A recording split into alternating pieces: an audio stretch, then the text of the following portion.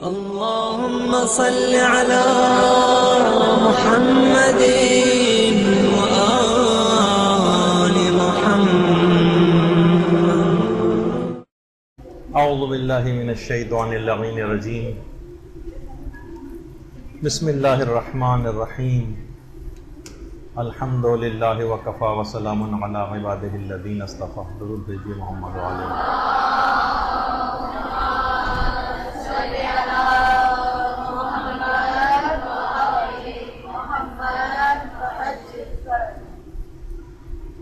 سب سے پہلے تو اس عظیم مبارک مہینے میں پیدا ہونے والے عظیم شخصیات کی ولادت پر آپ سب لوگوں کو دلی مبارکباد جو ہے وہ میری طرف سے قبول فرمائیے.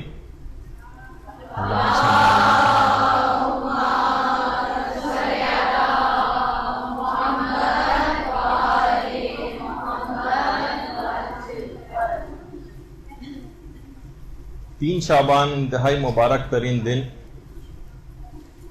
ایک تو آج ہی کی مبارکباد اور 15 شعبان کی پیشگی مبارکباد کہ اس سے متصل جو اتوار ہوگی اس میں میں آپ کی خدمت میں حاضر نہیں ہو سکوں گا. تو آج موضوع بھی ایسا ہی ہم نے سوچا ہے کہ جس میں دونوں ائمہ کے متعلق گفتگو ہو جائے اور کچھ ایسی باتیں اس سلسلے میں بیان ہو جائیں جو کہ بہت اہم اور ضروری ہیں اور امام زمانہ علیہ السلام کے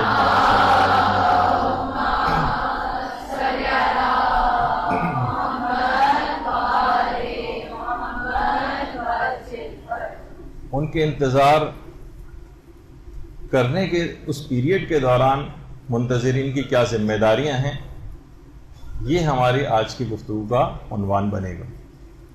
سب کو معلوم ہے کہ انتظار کرنا ہے اور سب منتظر ہیں، لیکن انتظار کا طریقہ کار کیا ہے، اس میں کرنا کیا ہوتا ہے، یہ آپ کو علی الخصوص دماغ میں رکھنا.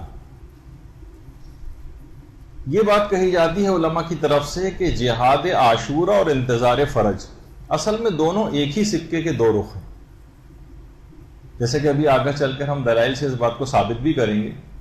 یعنی انتظار فرج کا پیریڈ اور یہ وقفہ یہ کسی تیاری کا زمانہ ہے، یا یہ فقط ہاتھ پہ ہاتھ دھر کے بیٹھ کر تسبیح پڑھتے ہوئے یا فقط عجل اللہ تعالی فرجہ شریف کہتے ہوئے یا امام زمانہ کا نام آ کر رکوع کی حد تک جھک جانے ہی کا نام ہے فقط.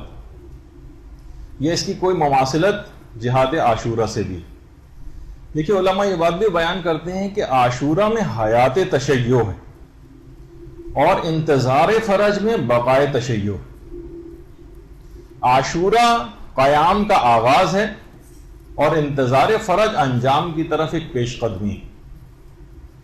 اور یہ بات بھی کہی جاتی ہے کہ عاشورہ دروازہ انتظار ہے، دریچہ انتظار ہے، اور انتظار تجلی عاشورہ ہے. اتنا وقت نہیں کہ ان تمام جملوں کو سمجھایا جائے، لیکن ان دونوں میں آپس میں چولی دامن کا ساتھ. یعنی انتظار امام زمانہ یہ ثمرہ کربلا ہے، اور بغیر کربلا کے انتظار بالکل بے معنی ہے. وہ تمام قومیں جو عاشورے سے کٹ کر انتظار کر رہی ہیں کسی مسلح کا، ان کا انتظار بے معنی اور عبث ہے. اور یہ جملہ بھی علماء فرماتے ہیں کہ اگر عاشورہ اور انتظار فرج، یہ جو دو چیزیں ہیں نا، عاشورہ اور انتظار فرج، یہ اصل میں شیعت کے دو بالوں پر ہے. اگر دونوں نہ رہیں تو چشمہ غدیر خشک ہو جائے. یعنی امام حسین علیہ السلام اور امام زمانہ علیہ السلام، اللہم صل علی محمد و آل محمد، یہ دونوں ایک دوسرے سے جڑے ہوئے ہیں اور دونوں میں فوق العادہ قسم کی مماثلتیں بھی ہیں. ایک تو خود اسی مہینے کی دیکھ لیجئے مناسبت کہ دونوں ائمہ کی ولادت اسی شعبان کے مہینے میں ہوئی. اگر ہم اس لحاظ سے دیکھیں یعنی امام زمانہ کے ساتھ امام حسین علیہ السلام کی بہت مماثلتیں. القابات کے اعتبار سے اگر ہم دیکھیں تو سار اللہ دونوں کے القاب میں جو ہے وہ شمار کیا جاتا ہے. سار اللہ امام زمانہ کا لقب بھی ہے اور سار اللہ امام حسین علیہ الصلوۃ والسلام کا بھی. اور اسی طرح سے سار اللہ یعنی خون خدا.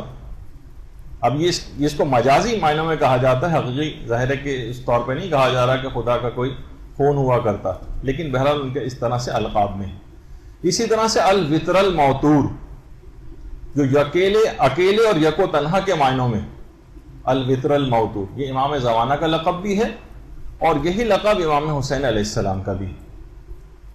اب طرید الشرید، یہ بہت سی روایت میں الشرید الطرید کر کے بھی، بے گھر بے وطن، یہ القابات امام زمانہ کے لیے بھی ہیں اور یہی القابات جو ہے وہ امام حسین علیہ السلام کے لیے بھی ہیں. اور یہ القابات خود امیر المومنین اور 5ویں امام نے امام زمانہ کو ان القابات سے یاد کیا ہے. اللہم صلی علی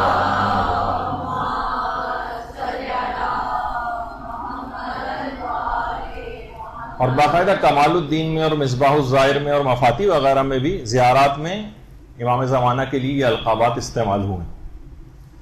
اچھا، جو زمانہ رجت ہوگا اس میں بھی امام زمانہ کے انتقال یا شہادت کے بعد جو سب سے پہلے امام آئیں گے رجت میں، جو امام زمانہ کا غسل کفن اور دفن انجام دیں گے، وہ بھی امام حسین علیہ الصلوۃ والسلام ہی ہوں گے. اور امام حسین اکیلے نہیں آئیں گے، 70 انبیاء کے ساتھ تشریف لائیں گے. اور امام زمانہ خون امام حسین کے انتقام کے لیے تشریف لائیں گے. یہ بھی آپ سننے میں آتی ہے. یہی وجہ ہے کہ بہت سے علماء فرماتے ہیں کہ امام زمانہ روزانہ واقعہ کربلا کو اپنی آنکھوں سے دیکھتے ہیں، اسی کا انتقام کے لیے مجھ کو ظہور کرنا.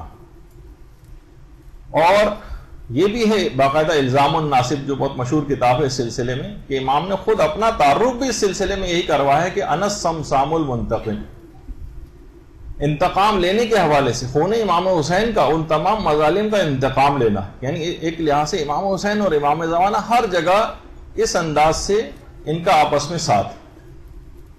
اور جو 5ویں امام نے جو بات بیان کی ہے روز عاشورہ کے حوالے سے، ایک دوسرے سے جو تعزیت کی جاتی ہے، تعزیت، ابھی آپ نے سنا کہ جیسے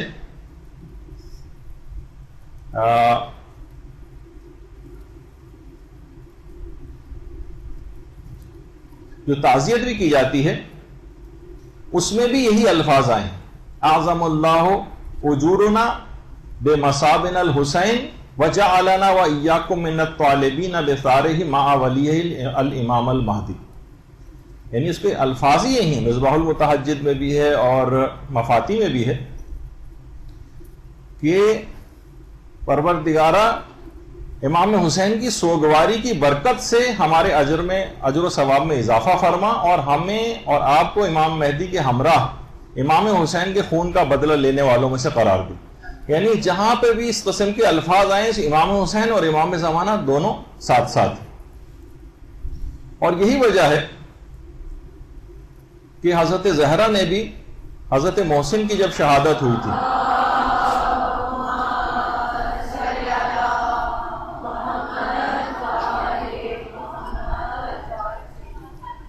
اپنے بیٹے امام مہدی کو یاد کیا تھا، اور خود امام حسین کی ولادت کے دن کی جو دعائیں ہیں اس میں امام حسن عسکری علیہ السلام کی ایک توقیع بھی ہے، اور اس کے اندر بھی انہوں نے امام زمانہ علیہ السلام ہی کو جو ہے اس کے اندر جو ہے وہ یاد کیا گیا ہے.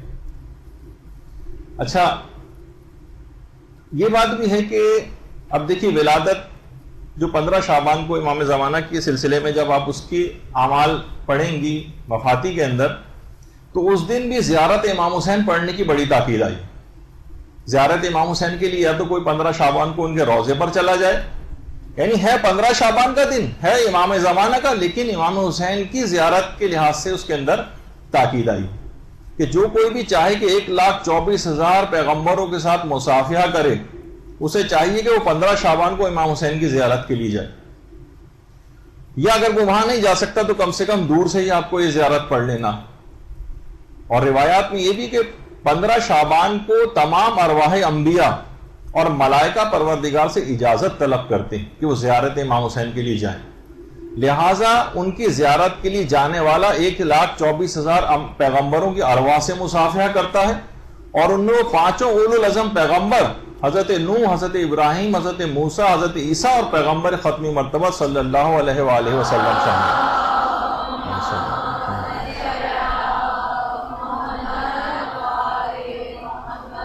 15 شعبان ہے امام زمانہ کی ولادت کا دن، لیکن امام حسین کی زیارت کی اس قدر تاکید۔ اسی طرح سے جو شب قدر وہ خود امام زمانہ علیہ السلام سے منسوب ہے، اور اس میں زیارت امام حسین پڑھنے کی انتہا سے زیادہ تاکید آئی۔ یہ کیا مماثلت ہے دونوں؟ یہ ہم آپ کی خدمت میں آج جو ہے پیش کرنے کی کوشش کریں گے۔ اسی طریقے سے جو دعائے ندبہ جو امام زمانہ علیہ السلام سے منسوب ہے، اس میں بھی امام حسین ہی کو یاد کیا گیا ہے۔ این الطالب بدم المقتول بکربلا، این الحسن، این الحسین و این ابناء الحسین۔ اور جو زیارت ناہیہ جو امام زمانہ علیہ السلام سے منسوب ہے، اس میں بھی یہ ہے کہ اے میرے جد، میں صبح و شام آپ پر گریہ کرتا ہوں، اور اگر میرے اشک ختم ہو جائیں تو میں خون کے آنسو رہوں گا۔ تو اب دیکھیں بہت ان کا آپس میں ایسا تعلق۔ اور اسی طرح سے عید الفطر کے دن مفاتی کے اندر اگر آپ پڑھیں گی، دونوں ائمہ کی، امام حسین کی بھی اور امام زمانہ دونوں کی زیارت آئی ہیں۔ دونوں ائمہ میں جو مماثلتیں ہیں ان میں ایک ہے خود کوفہ، دونوں ائمہ کی مشترکہ منزل۔ یہ تو خیر مسجد کوفہ کی بہت پرانی ایک تصویر ہے، لیکن موجودہ جو مسجد کوفہ ہے، جو کہ امام حسین نے بھی مکے سے کوفے تک کا سفر کیا تھا، مکے سے کوفے کا قصد اور ارادہ کیا تھا، اور امام زمانہ علیہ السلام بھی مکے میں ظہور کے بعد کوفے ہی کی طرف کا رخ کریں گے اور اپنا دارالحکومت جو ہے کوفے کو بنائیں گے۔ اور اسی طرح سے امام زمانہ علیہ السلام کی جو خصوصیات میں اس میں باقاعدہ زیارت عاشورہ پڑھنا کی امام زمانہ خود بہت زیادہ تاکید کرتے ہیں۔ عاشورے کی بڑی اہمیت ہے امام زمانہ کے نزدیک، اور وہ محدث نورین سید رشتی کا واقعہ جو آپ مختلف کتابوں کے اندر پڑھتی بھی ہیں کہ 3 چیزیں امام زمانہ نے کرنے کی بہت زیادہ تاکید کی۔ ایک تو نافلہ پڑھنا، خصوصاً نماز شب۔ امام نے ان سے یہی فرمایا تھا کہ تم نافلہ کیوں نہیں پڑھتے؟ پھر 3 دفعہ کہا نافلہ نافلہ نافلہ۔ تم زیارت عاشورہ کیوں نہیں پڑھتے؟ عاشورہ عاشورہ عاشورہ۔ تم زیارت جامعہ کیوں نہیں پڑھتے؟ جامعہ جامعہ جامعہ۔ نجم الثاقب میں محدث نوری نے اور خود مفاتی میں بھی جو زیارات وغیرہ دی گئی ہیں اس کے اندر یہ پورا جو ہے واقعہ وہ پیش بھی کیا۔ تو بہرحال ہے زیارت عاشورہ، لیکن امام زمانہ اس کی بڑی تاکید کرتے ہیں۔ اسی طرح سے ملائکہ کی جو نصرت ہے، یہ دونوں ائمہ کے لیے، امام زمانہ علیہ السلام کے لیے بھی ملائکہ نصرت کے لیے موجود ہوں گے، خود جیسے کہ امام رضا علیہ السلام سے جو روایت ہے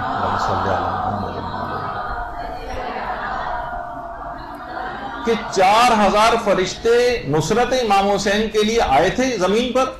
جب آئے تو دیکھا کہ امام حسین شہید ہو گئے، پھر وہ واپس نہیں گئے اور غبار آلود حالت میں قبر مبارک کے نزدیک ہی انہوں نے قیام کر لیا۔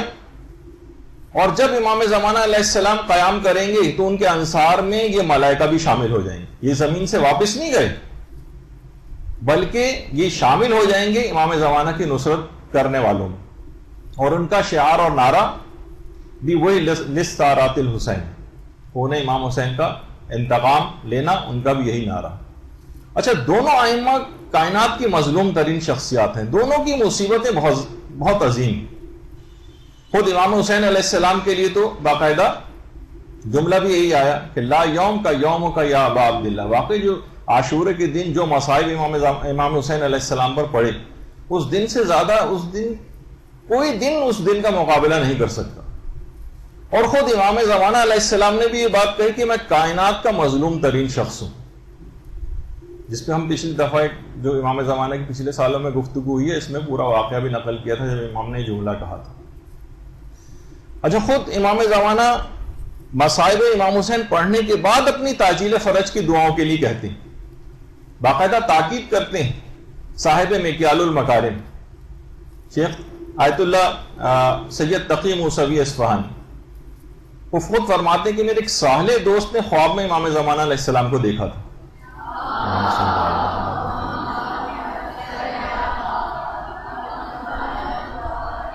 جس میں امام نے تاکید کی تھی کہ میرے مظلوم جد کے مصائب پڑھ کر میرے لیے تعجیل فرج کی دعا کیا کرو۔ اچھا، دونوں ائمہ کا اگر آپ ہدف اور مقصد دیکھیں تو احیاء دین، احیاء دین۔ امام حسین نے بھی آ کر دین کو زندہ کیا، خود فرما گئے تھے کہ میں اپنے جد کی امت کی اصلاح کے لیے نکل رہا ہوں، اور میرا ارادہ یہ ہے کہ میں امر بالمعروف اور نہی عن المنکر کروں، اور اپنے بابا اور اپنے جد پیغمبر اسلام کی سیرت پر چلوں۔ یہ ان کا بھی ہدف اور مقصد تھا، اور یہی مقصد امام زمانہ علیہ السلام کا بھی ہے کہ خود پیغمبر یہ بات ان کے لیے فرما گئے ہیں کہ لِيُصْلِحَ الْأُمَّةَ بَعْدَ فَسَادِهِ، یعنی وہ اس وقت جب فساد اس حد تک پھیل جائے گا، اس وقت امت کی اصلاح کے لیے جو ہے وہ ظہور کریں گے، یعنی جس وقت انحرافات اپنے عروج پر ہوں گے۔ تو دونوں ائمہ کا مقصد احیاء دین۔ اچھا، دونوں ائمہ ہی کے متعلق یہ بات ملتی ہے کہ لوگ ان کے ہمرکاب ہو کر شہادت اور کامیابی حاصل کرنے کی دعائیں کرتے ہیں، یا لیتنی کنت معہم فافوز فوزا عظیما، کہ امام حسین اگر ہم آپ کے ساتھ ہوتے تو ہم آپ کی نصرت کرتے، جیسے بھی آگے چل کر اس پہ مزید گفتگو ہوگی۔ اور یہی دعا امام زمانہ کے لیے، ان کے ہمرکاب ہونے کے لیے تمام لوگ مانگتے ہیں۔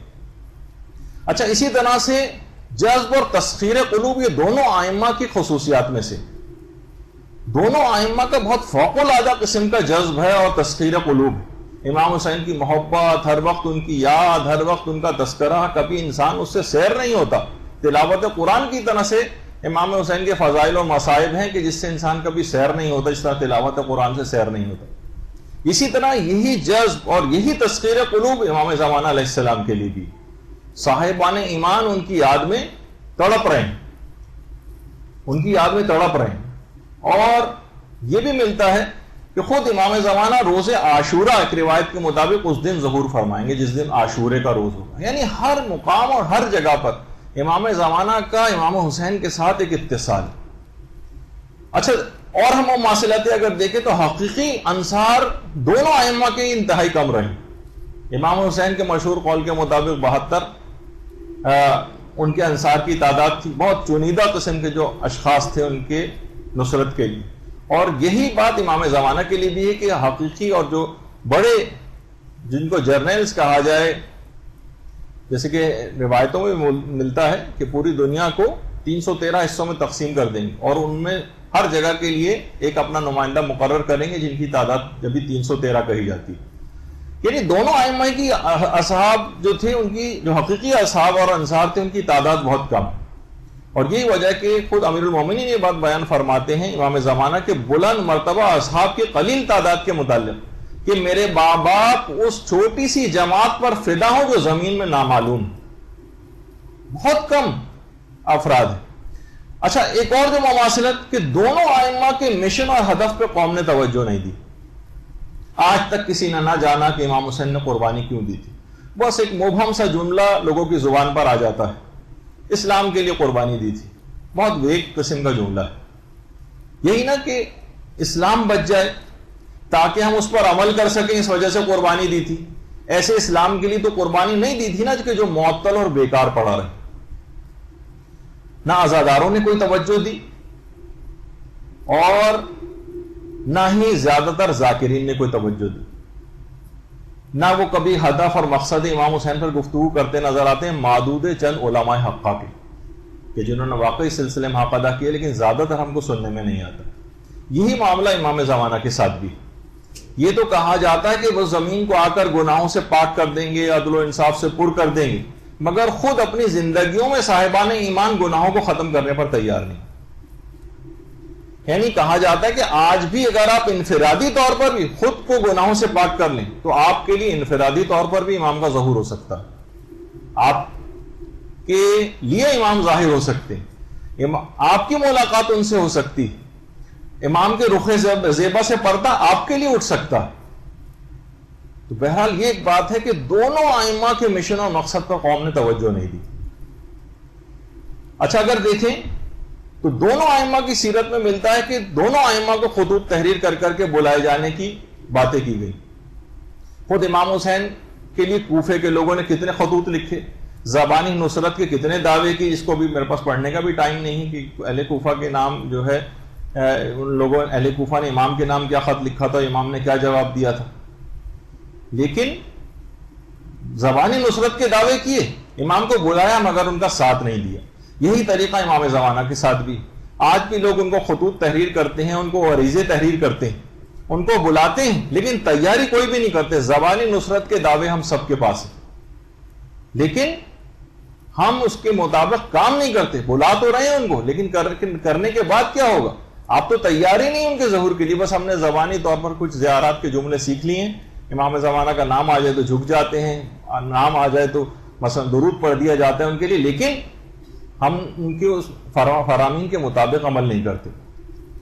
انصار طلبی دونوں ائمہ کی سیرت میں سے، امام حسین کی صدائے استغاثہ، حل من ناصر ینصرنا، کتنا آپ سنتی، امام حسین کی جو صدائے استغاثہ تھی، انصار طلبی امام حسین کو بھی چاہیے تھا۔ اچھا، یہ اس وقت کہا تھا جب کہ سب کے سب لوگ شہید ہو چکے تھے، اس وقت کی بات تھی، اس کا مطلب ہے کہ بات خود امام حسین بھی مستقبل کے حوالے سے کر رہے تھے، اور یہی انصار طلبی امام زمانہ علیہ السلام کے لیے بھی، کہ جب ظہور کریں گے اور خانہ کعبہ کی دیوار سے پیٹ لگا کر اس موقع پر انصار طلبی کریں، اس موقع پر اپنے انصاروں کو طلب کریں۔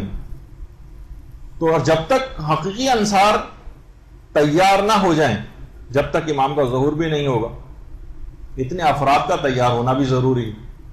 اچھا، دونوں ائمہ کے خصوصیات میں سے کہ ان کے انصار مختلف علاقوں سے اور پوری دنیا سے مختلف جگہوں سے آ کر جمع ہوئے۔ زہیر ابن قین کس طرح سے باقاعدہ، جس طرح کی روایات ہیں کہ امام نے کس طریقے سے ان کو کوشش کر کے زہیر ابن قین کو، وہ پوری ایک الگ روایات ہے جس کا بھی بیان کرنے کا ٹائم نہیں، کیسے زہیر کو اپنے پاس بلایا، کیسے وہ خیمے سے دور خیمہ لگا کر رہتے تھے، لیکن امام نے کس طرح سے ایک روایت کے مطابق حضرت علی اکبر کو بھیجا تھا زہیر ابن قین کے پاس پیغام دے کر۔ اسی طرح حبیب ابن مظاہر کو کتنی دور سے خط لکھ کر بلایا گیا تھا، حتیٰ کہ دوسرے مذاہب تک کے لوگوں کو طلب کیا تھا۔ وہاب کلبی تو جو کہ عیسائی تھا اور بعد میں شیعہ ہو گیا تھا، اور کس طرح سے امام کے ہم رکاب ہو کر اس نے شہادت جو ہے حاصل کی۔ اسی طرح سے امام حسین علیہ السلام کا بھی، کہ پوری دنیا سے اکنان عالم سے لوگوں کو امام مختلف علاقوں سے جمع کریں۔ تو اس لحاظ سے اگر ہم دیکھیں تو خود ائمہ کے انصار کے اندر، یہ دونوں ائمہ جو تھے ان کے انصار میں بھی صفات کے اعتبار سے حیرت انگیز مشابہت، دونوں کے اصحاب معرفت میں، محبت میں، اطاعت میں، وفا شعاری میں، عبادت میں، صداقت میں، اخلاص میں، شجاعت میں، گویا ہر صفت نیک اپنے کمال عروج پر ہو۔ اور تمام انصار مہدی یہ بھی خصوصیت میں سے ہے کہ وہ مکتب عاشورہ ہے ہی کے پرورش یافتگان میں سے ہوں۔ تربیت ان کی بالکل عاشورہ کے مجاہدین کے سٹائل پر ہے۔ دونوں ائمہ کے انصار کو دیکھیں، استقامت دونوں ائمہ کے انصار کی بنیادی خصوصیات میں سے۔ امام حسین نے جب تیسری مرتبہ چراغ گل کیے تھے تو کئی دفعہ چراغ گل کرنے کا واقعہ 3 دفعہ کم سے کم پیش آیا، اور آخری دفعہ جب گل کیا مقصد یہی تھا کہ جتنے ناخالص افراد ہیں وہ اس میں سے نکل جائیں۔ کوئی ناخالص افراد میں سے امام حسین کی نصرت نہیں کر سکتا تھا، اور اس کے بعد جو بچے وہ استقامت کے پہاڑ۔ یہی استقامت اصحاب امام زمانہ علیہ السلام کے لیے بھی ہے کہ ان کے دل ایسے ہوں گے جیسے فولاد کی طرح سے، روایات کے اندر یہ بات بیان کی گئی، فولاد کی طرح کی استقامت ہوگی۔ یہ نہیں کہ ہماری طرح سے ذرا سے ہمارے معمولات زندگی میں تھوڑی سی تبدیلی واقع ہو جائے تو ہمارا ایمان بھی ادھر سے ادھر ہو جاتا ہے، ہوا کے جھونکے کی طرح سے، جس طرح ایک معمولی سا کوئی پودا جو ہے ہوا کے جھونکوں کے رحم و کرم پر ہو جاتا ہے، ایسا ہمارا ایمان ڈگمگاتا رہتا ہے۔ تو استقامت دونوں ائمہ کے انصار کے اندر خواتین کی شمولیت، دونوں اصحاب امام حسین کے قیام میں بھی عورتیں شانہ بہ شانہ ساتھ رہیں۔ ثانیہ زہرا حضرت زینب سلام اللہ علیہ، اللہم صلی علی محمد،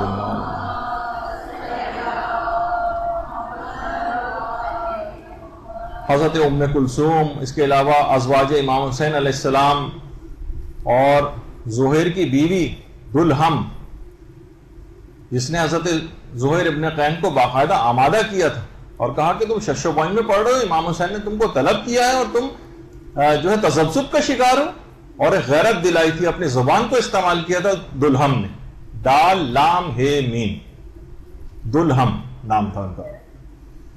اچھا، اور یہ بھی بات علماء نے کہی ہے کہ اتنا بڑا رول تھا کہ علماء فرماتے ہیں کہ اگر میدان قیامت میں جب آواز دے کے شہدائے کربلا کو بلایا جائے گا، اور ہمیں نہیں پتا کہ زہیر ابن قین سے پہلے کیا ان کی بیوی کو آواز دی جائے گی یا زہیر کو آواز دی جائے گی پہلے. بہت بڑا رول تھا زہیر ابن قین کا امام زمانہ کی نصرت کے فریضے کو ادا کرنے میں ان کی زوجہ کا. تو بہرحال اسی طرح امام زمانہ علیہ السلام کا ساتھ دینے کے لیے کم سے کم تعداد بھی خواتین کی 50 کے قریب بیان کی گئی. اور جو عالی مرتبہ خواتین ہیں جن کے متعلق پچھلی ہمارے جو سالوں میں گفتگو ہو چکی ہے، جس میں خواتین کے رول پر ہم نے امام زمانہ کی کیا خصوصیات تھیں، حبابہ والویہ کا تذکرہ آیا تھا، سیانہ ماشطہ کا تذکرہ آیا تھا، ام ایمن کا آیا تھا، برکہ کا آیا تھا، اور نصیبہ کا، ام خالد جہنیہ کا، ام خالد احمسیہ کا، قنوہ کا، بطیرہ کا، زبیدہ خاتون کا. کتنی ساری خواتین کا تذکرہ پچھلے سالوں میں ہم کر چکے ہیں جو امام زمانہ کی ہم رکاب ہوں گی. کن خصوصیات کی بنا پر انہوں نے اس مقام اور مرتبے کو حاصل کیا، یہ بھی آپ کی خدمت میں اس سے پہلے بیان ہو چکا. تو لگتا یہ ہے، علماء بھی یہ بات بیان فرماتے ہیں اور آج کل کے زمانے کے اعتبار سے بھی فرماتے ہیں، لگتا ہے کہ آج کل امام زمانہ علیہ السلام کی خواتین پر عنایات کافی زیادہ ہیں. خاص طور پر خواتین علم دین کی طرف راغب ہونا، ان کا بچیوں کے مدارس کتنے زیادہ جو ہے وہ پھیلتے چلے جا رہے ہیں. لڑکے البتہ ہمیں پھر بھی علم دین حاصل کرنے میں غائب نظر آ رہے ہیں، الا ماشاءاللہ و نظر شاید ہی 2-4 اس طرح کے جو بریلینٹ اسٹوڈنٹس وغیرہ سے نظر آ جاتے ہیں. البتہ مرد حضرات کافی سلسلے پیچھے جا رہے ہیں، لیکن خواتین اگر آپ دیکھیں خود ایران کے اندر مثلا حضرت علی اصغر کے علیہ السلام کے حوالے سے ایک دن منایا جاتا ہے جس میں تمام ایران کی خواتین جو ہے خصوصیت سے اپنے شیرخوار بچوں کو لے کر آتی. تو کیونکہ انہی تربیت یافتہ جو مائیں ہیں، ان کی گودوں میں اس طرح کے بچے جو ہے پروان چڑھتے ہیں، جو کہ بعد میں چل کر امام زمانہ کے لشکر میں شامل ہوں گے، ان کی نصرت کرنے والوں میں سے شامل ہوں گے. تو خواتین دین کے شعبوں میں بھی کافی آگے ہیں، اور علماء فرماتے ہیں کہ یہ امام حسین اور امام زمانہ علیہ السلام کی عنایت خصوصی کے بغیر ایسا ہونا ممکن نہیں. خواتین کی بڑی اس لحاظ سے جب عنایات امام اتنی ان کے شامل حال ہیں، تب خواتین کو بھی اپنے رویوں کے اندر بہت تبدیلی کرنے کی ضرورت ہے. اچھا، خود انتظار دونوں ائمہ کی سیرت کی خصوصیات میں سے رسول اسلام امام حسین علیہ السلام کی پیدائش کے بعد بار بار کربلا کا اور امام حسین کی شہادت کا تذکرہ کرتے تھے. تمام اصحاب باصفہ بھی اس عظیم دھڑک دل کے ساتھ، اس عظیم دن کے لیے ایک بہت ہی دھڑکتے ہوئے دل کے ساتھ، غم و اندوہ کے ساتھ منتظر تھے کہ ایک ایسا دن آنے والا. ام سلمہ کو بھی پیغمبر اسلام کو خاک کربلا شیشی میں دے کر گئے تھے، وہ انتظار کر رہی تھی. حضرت عباس علمدار علیہ السلام کی وجہ تخلیق بھی آپ کو پتہ ہے کہ کربلا ہی کے لیے ہوئی تھی. ان کا نام آئے تو درود بھیجیے محمد علیہ.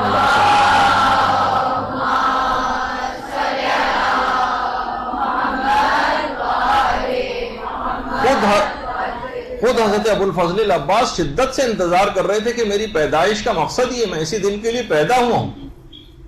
اور یہی انتظار امام زمانہ کے لیے بھی، ان کے تمام چاہنے والے، ان کے تمام نصرت کرنے والے ان کا شدت اور بے چینی کے ساتھ انتظار کر رہے ہیں. اچھا، دونوں ائمہ کے حوالے سے اگر ہم دیکھیں کہ دنیا میں دونوں ائمہ کا کوئی بھی انکاری نہیں، ان کی عظمت کے تمام لوگ قائل ہیں. ہر قوم اور ہر ملت امام حسین کی مثلا عظمت کے گیت گاتی اور دل سے ان کی عظمت کے قائل ہیں. ہر قوم، ہر مذہب، حتیٰ کہ انڈیا میں بہت سارے تعزیے ہندو حضرات جو ہے وہ بھی نکالتے ہیں امام حسین کے لیے. ماتم تک جو ہے وہ کرنے کی ان کی اطلاعات ہے کہ وہ لوگ غم مناتے ہیں اور ماتم تک جو ہے وہ کرتے ہیں. تو اسی طرح ہر قوم اور ہر مذہب بھی یہ مانتا ہے کہ ایک مصلح غیبی آئے گا. تو اس لحاظ سے دونوں ائمہ کے حوالے سے ہر قوم اور ہر مذہب کا شخص ان کو مانتا. اور دونوں ائمہ کے متعلق یہ بات کہی جاتی کہ دونوں ائمہ حضرت زہرا کی اولاد میں سے. اللہم صلی علی محمد. دونوں بیٹے ہیں. ایک بیٹا تو دشت کربلا میں گم ہو گیا اور دوسرا یوسف زہرا ابھی تک پردہ غیبت میں. اور خود حضرت محسن کی شہادت کے وقت خود حضرت زہرا نے امام زمانہ علیہ السلام ہی کو پکارا تھا. معلوم تھا کہ میرے اس بیٹے کا انتقام بھی امام زمانہ علیہ السلام ہی نے لینا. اچھا دیکھیے، کبھی کبھار ایک کوئی واقعہ کبھی ہوتا ہے، اس کا نتیجہ کبھی اور برآمد ہوتا ہے. جرم کبھی ہوتا ہے، سزا کبھی بہت بعد میں جا کر ملتی. یعنی کچھ واقعات کے علل و اسباب ہوا کرتے ہیں. جب ہی کہا جاتا ہے کہ خود امام حسین علیہ السلام یہ قربان غدیر ہے. امام حسین، ایک جملہ ہے کہ امام حسین عاشورہ میں نہیں بلکہ غدیر کے دن ہی شہید ہو گئے تھے. یہ وہی دشمنی غدیر کی نکالی گئی تھی عاشورے کے دن غدیر کی. اور البتہ یہ کہا جاتا ہے اور حقیقت بھی ہے کہ ولایت کے دفاع کی جو پہلی قربانی وہ حضرت زہرا سلام اللہ علیہ نے دی تھی. اللہم صلی علی محمد و آل محمد. دفاع امیر المومنین ہی کے نتیجے میں تو محسن شہید ہوئے تھے، اور خود پھر اسی میں اپنی شہادت بھی ان کی واقع ہوئی تھی، اور دفاع ولایت ہی کے لیے دربار خلافت میں گئی تھی. لہذا یہ بات کہی جاتی ہے کہ جو عاشورہ ہے یہ اصل میں زمین سازی انتظار فرج، زمین سازی ہوتی ہے. یہ جو مراسم ہیں ہماری، لہذا جتنی بھی ہماری مراسم عاشورہ ہیں، مراسم عزاداری ہیں، ان کا ہدف ایسا ہونا چاہیے جو باقاعدہ بیس بنائے، جو زمین سازی کرے ظہور امام زمانہ علیہ السلام کے لیے. لیکن بڑی معذرت کے ساتھ لوگ اب نصیحتیں سننے پر آمادہ نہیں. کوئی اگر درد مند رکھنے والا موالی ذرا سی کوئی نصیحت کی بات کرے، ان کے اعمال کو یاد دلائے کہ آپ یہ چیزیں انجام دے رہے ہیں، تو فوراً اس پر مقصر ہونے کی تہمت اور الزام لگا دیا جاتا ہے. اب آپ خود بتائیے، کیا ہماری مراسم جو ہیں وہ جو دین کو پھیلانے کا ایک سبب ہونے چاہیے تھے، اور ہماری مجالس کیا وہ امام زمانہ علیہ السلام کی سپاہی تیار کر رہی ہیں؟ کیا کوئی زمین سازی ہو رہی ہے؟ ہمارے آپ سب کے گھروں میں مجالس ہوتی ہیں اور ہونی چاہیے، اس میں دوسری کوئی رائے نہیں. میں ایک دوسری بات اس کے اندر کہہ رہا ہوں، ورنہ لوگ پھر گھوم پھر کر کے پھر اسی جگہ پر لے آتے ہیں اور آپ کو بات کرنے سے روکتے ہیں کہ کیا کوئی زمین سازی ہو رہی ہے. جب عاشورہ زمین سازی انتظار فرج، تو ان مراسم کے اندر بھی وہ تمام چیزیں ہونی چاہیے جس سے امام زمانہ کے فوج کے سپاہی تیار ہو. اور کوئی کام اس سلسلے میں ہو رہا ہے؟ ان مجالس میں امام حسین کا کوئی ہدف اور مقصد یا اس پر کوئی کام ہو رہا ہے؟ جب ہم یہ کہہ رہے ہیں کہ عاشورہ اور انتظار فرج ایک ہی سکے کے دو رخ ہیں، تو ان دونوں کے اندر اتنا تضاد کیوں نظر آ رہا ہے؟ یقیناً کچھ فالٹس ہمارے اندر چل رہے ہیں، ہمارے نیتوں کے اندر کوئی گڑبڑ، ہمارے مقصد اور ہدف، ہماری جہالت کی وجہ سے ہم اپنے مقصد اور ہدف سے بالکل بیگانہ ہو گئے. ہمارے دماغ اس بات کو تسلیم کرنے کے لیے تیار ہی نہیں کہ ان مراسم کا کوئی مقصد اور ہدف. ہر باشعور تحریک جو بھی ہوتی اور ہر رسم جو ہوتی اور ہر احتجاج جو ہوتی ہے اس کے سامنے یقیناً ایک ہدف اور مقصد ہوتا. اور اس میں بھی ایک یہ ہے کہ امام حسین علیہ السلام کے جتنے بھی ساتھی اور انصار تھے، انہوں نے اپنی ہر صلاحیت کو، ہر توانائی کو، ہر استطاعت کو نصرت امام کے لیے استعمال کیا تھا. اپنی جان، اپنی مال، اپنی عزت، اپنی آبرو، اپنا خاندان، اپنی اولاد، اپنا جاہ و حشم، اپنے عہدے، اپنی جابز، تمام چیزوں کو قربانیاں دی تھی. اپنی زبان سے قربانی دی تھی، اپنی تلواروں کے ذریعے وہ قربانی جو ہے انہوں نے دی، اپنے ہاتھ، قلم، اپنے جسم کے ہر عضو سے انہوں نے نصرت امام کی تھی. اور یہی خصوصیات اصحاب امام حسین علیہ السلام کی، امام زمانہ علیہ السلام کی بھی. یہ کیسے ممکن ہے؟ اللہم صلی علی محمد.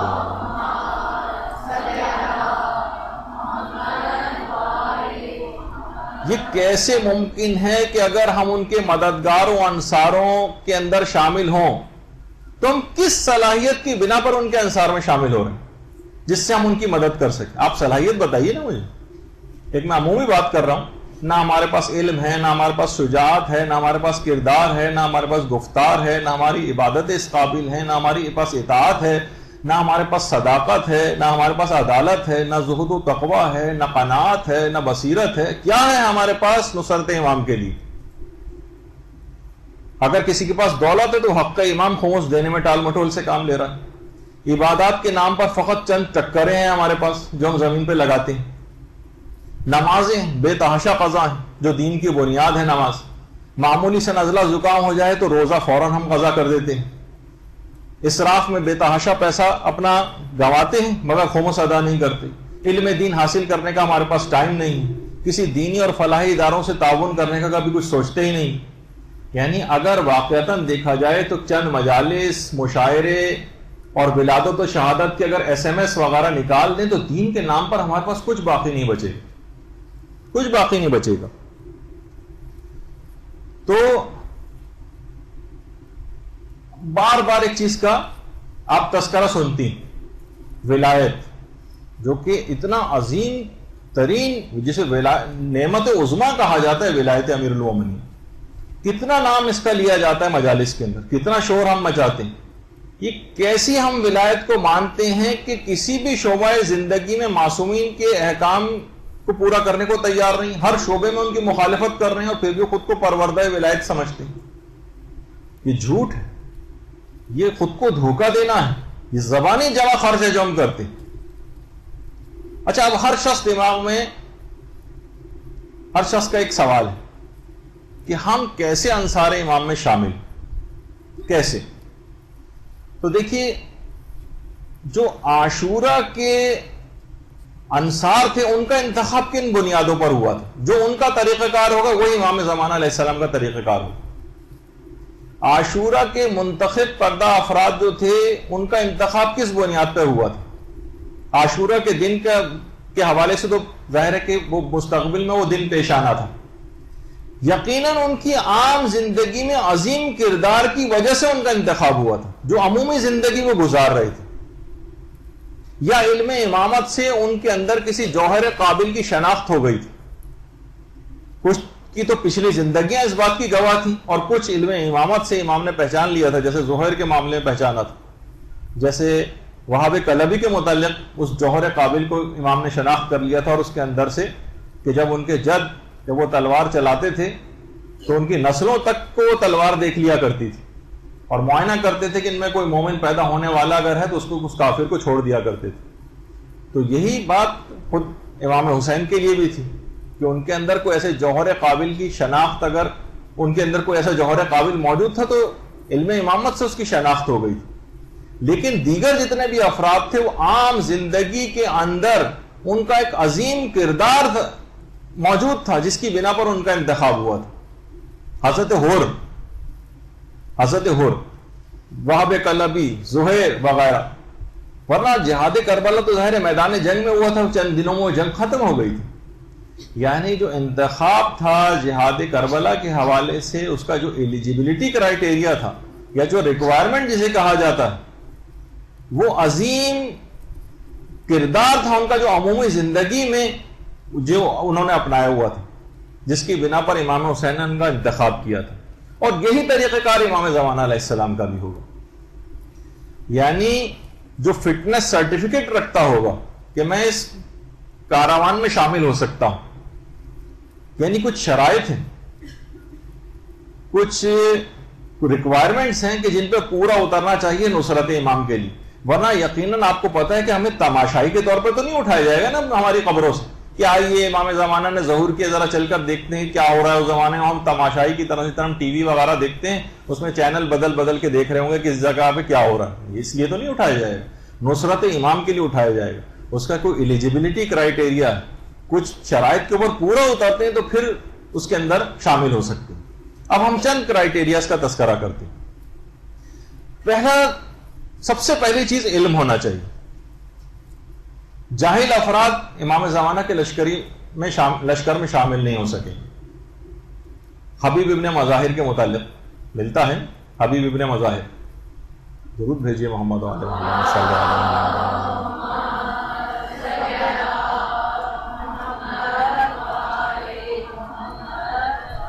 مرد فقیہ کہہ کر خط کی ابتدا کی تھی امام نے، جو خط لکھا تھا، علم اس پہ بھی علماء نے بہت بات کی ہے کہ امام نے ان کو مرد فقیہ کہہ کے کیوں مخاطب کیا تھا، علم کے اعتبار سے، یعنی اس خصوصیت کا تذکرہ بھی اپنے خط میں کر دیا کہ جاہل افراد امام زمانہ کے لشکر میں شامل نہیں ہو سکے۔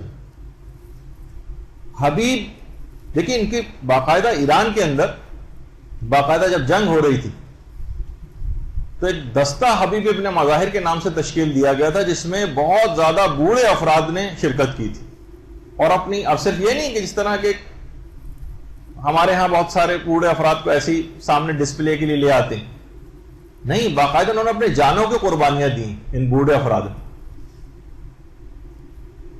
باقاعدہ حبیب ابن مظاہر کے نام سے اس دستے کی تشکیل ہوئی، تو یہ تمام کے تمام جو بوڑھے حضرات، انہوں نے، یہ بالکل ہم رکاب تھے، کیونکہ جہاد عاشورہ کے اندر بھی بوڑھے بھی ویسے ہی شانہ بشانہ آ کر لڑے تھے۔ شبیب شاکری اور حبیب ابن مظاہر اور مسلم ابن اوسجہ، یہ سب بوڑھے افراد تھے۔ تو بہرحال علم کی وجہ سے، اور ورنہ کوئی جاہل شخص، جیسے میں نے کہا کہ وہ اتنے بڑے عہدے کے اوپر نہیں جا سکتا۔ اچھا، اسی طرح سے حضرت عباس علمدار علیہ السلام،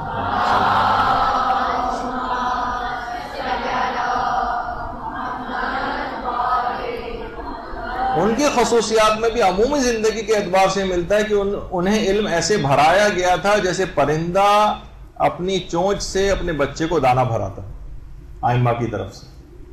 یعنی علم درکار ہے، جاہل افراد درکار نہیں۔ اور علم عباس میں وہ مصلحت شناسی بھی شامل تھی کہ کب تلوار اٹھانی، کب قیام کا موقع ہے اور کب نہیں۔ یہ بات ہمارے جذباتی اور جوشیلے قسم کے نوجوانوں کے لیے بھی حضرت عباس کی سیرت میں ایک پیغام ہے، جو ہر وقت ہر قوم پہ کبھی ایسا مرحلہ پیش آ جائے تو فوراً قیادت سنبھالنے کے لیے کمر بستہ ہو جاتے ہیں۔ ان کے لیے سیرت عباس کا ایک پیغام ہے کہ بے موقع شجاعت کا مظاہرہ کرنا یہ نہیں ہونا چاہیے۔ علم عباس نے ان کو بتا دیا تھا کہ اب شجاعت چشم ابرو امام کا لحاظ رکھنے میں، علم، برداشت، مصلحت شناسی، وفاداری، مکمل اطاعت، یہ تھی ناصر امام کی وہ خصوصیات جو حضرت عباس کے اندر پائی جاتی ہیں۔ عمومی زندگی کا کردار دیکھا جائے گا، یہ نہیں کہ ہم کسی بھی چیز پر امام کے عمل کر نہیں رہے اور بس زبانی ایک لقلقہ لسانی ہو رہا ہے کہ مولا ہمیں اپنے انصار کے اندر شامل کر لیں، اس کی کوئی حیثیت نہیں اس طرح کے جملوں کی۔ اچھا، اسی طرح سے یہ تو ایک پہلی خصوصیت ہوئی کہ علم حاصل کرنے کی کوشش کرتا رہنا چاہیے، ورنہ یقیناً ہر شخص کو آ کر کچھ نہ کچھ ذمہ داریاں دی جائیں گی۔ ایک دفعہ پچھلی کلاسوں میں نے عرض کیا تھا، امام زمانہ کے سلسلے کی جو کلاسز ہوئی تھیں، کہ امام جب آئیں گے تو ہر شخص کو کچھ نہ کچھ ذمہ داریاں دیں گے۔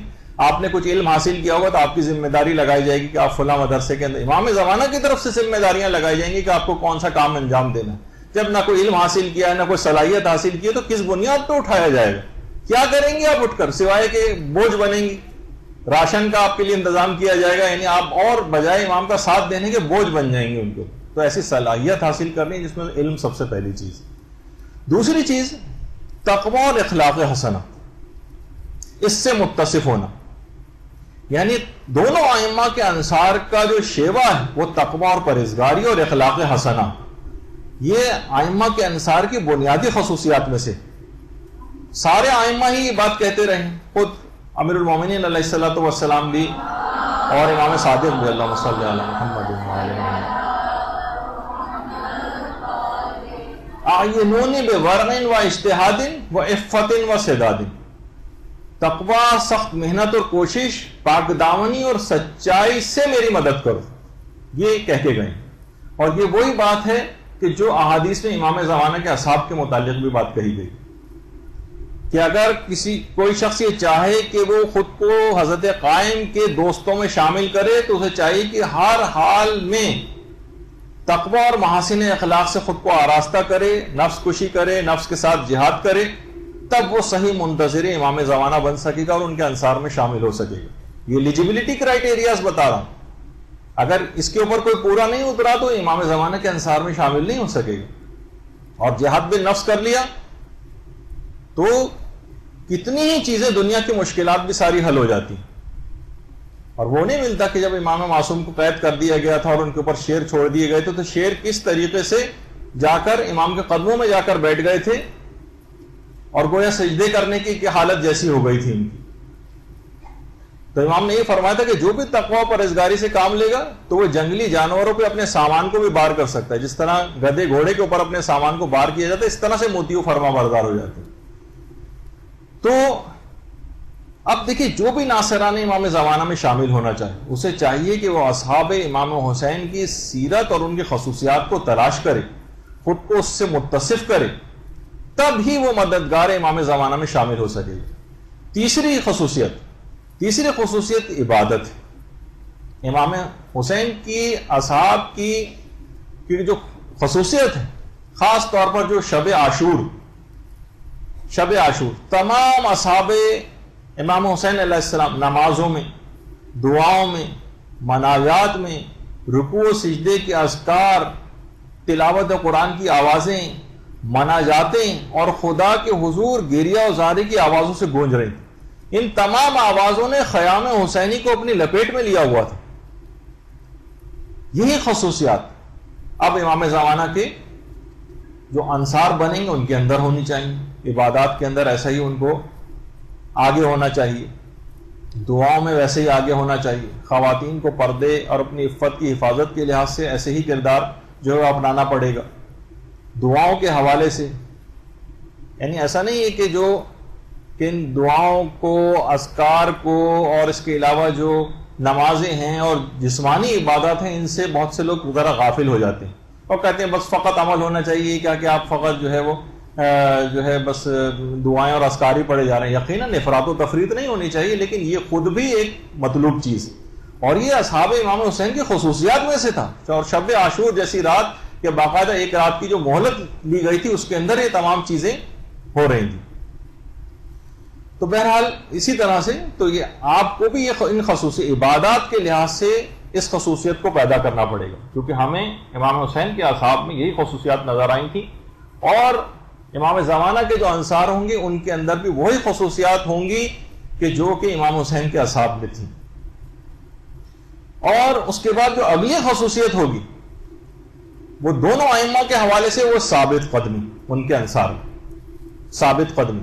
یہ نہیں کہ بس ذرا سا معاملات تھوڑے سے خراب ہوئے, ذرا سا گھر کے اندر اونچ نیچ کچھ ہو گئی, ذرا سی کوئی بیماری آ گئی, ذرا کوئی شادی بیاہ کے اندر جانا پڑ گیا تو سارے پردہ اور میک اپ اور وہ تمام کے مسائل جو ہے وہ شروع ہو گئے اس کے اندر. کوئی جیسے میں نے اس سے پہلے کہا کہ ذرا سا نزلہ کھانسی ہوا اور روزہ آپ نے چھوڑ دیا, ذرا سا بیمار پڑ گئے اور اسپتال میں داخل ہونا پڑ گیا تو ہاں نمازیں جو ہیں وہ قضا کرنے لگے. ثابت قدمی دین کے اوپر نہیں, یہ ایسے افراد انصار امام زمانہ میں شامل نہیں ہو سکے. ثابت قدمی ہلال ابن نافع امام حسین کے اصحاب میں تھے نا. شب عاشورہ امام سے فرمایا تھا کہ مولا یقیناً ہم اپنے ارادوں اور بصیرتوں پر قائم, یعنی اپنے عزم اور استقامت کا اظہار کیا تھا اپنی ثابت قدمی کا. حضرت عباس علمدار علیہ الصلوۃ والسلام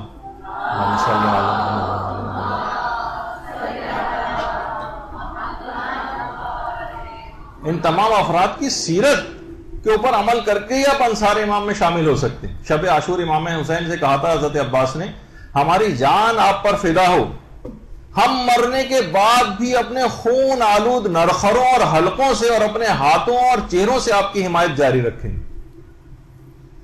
ہم یعنی مرنے کے بعد اپنے خون آلود نرخروں اور حلقوں سے آپ کی حمایت جاری رکھیں اور ہم اپنے وعدے کو وفا کریں.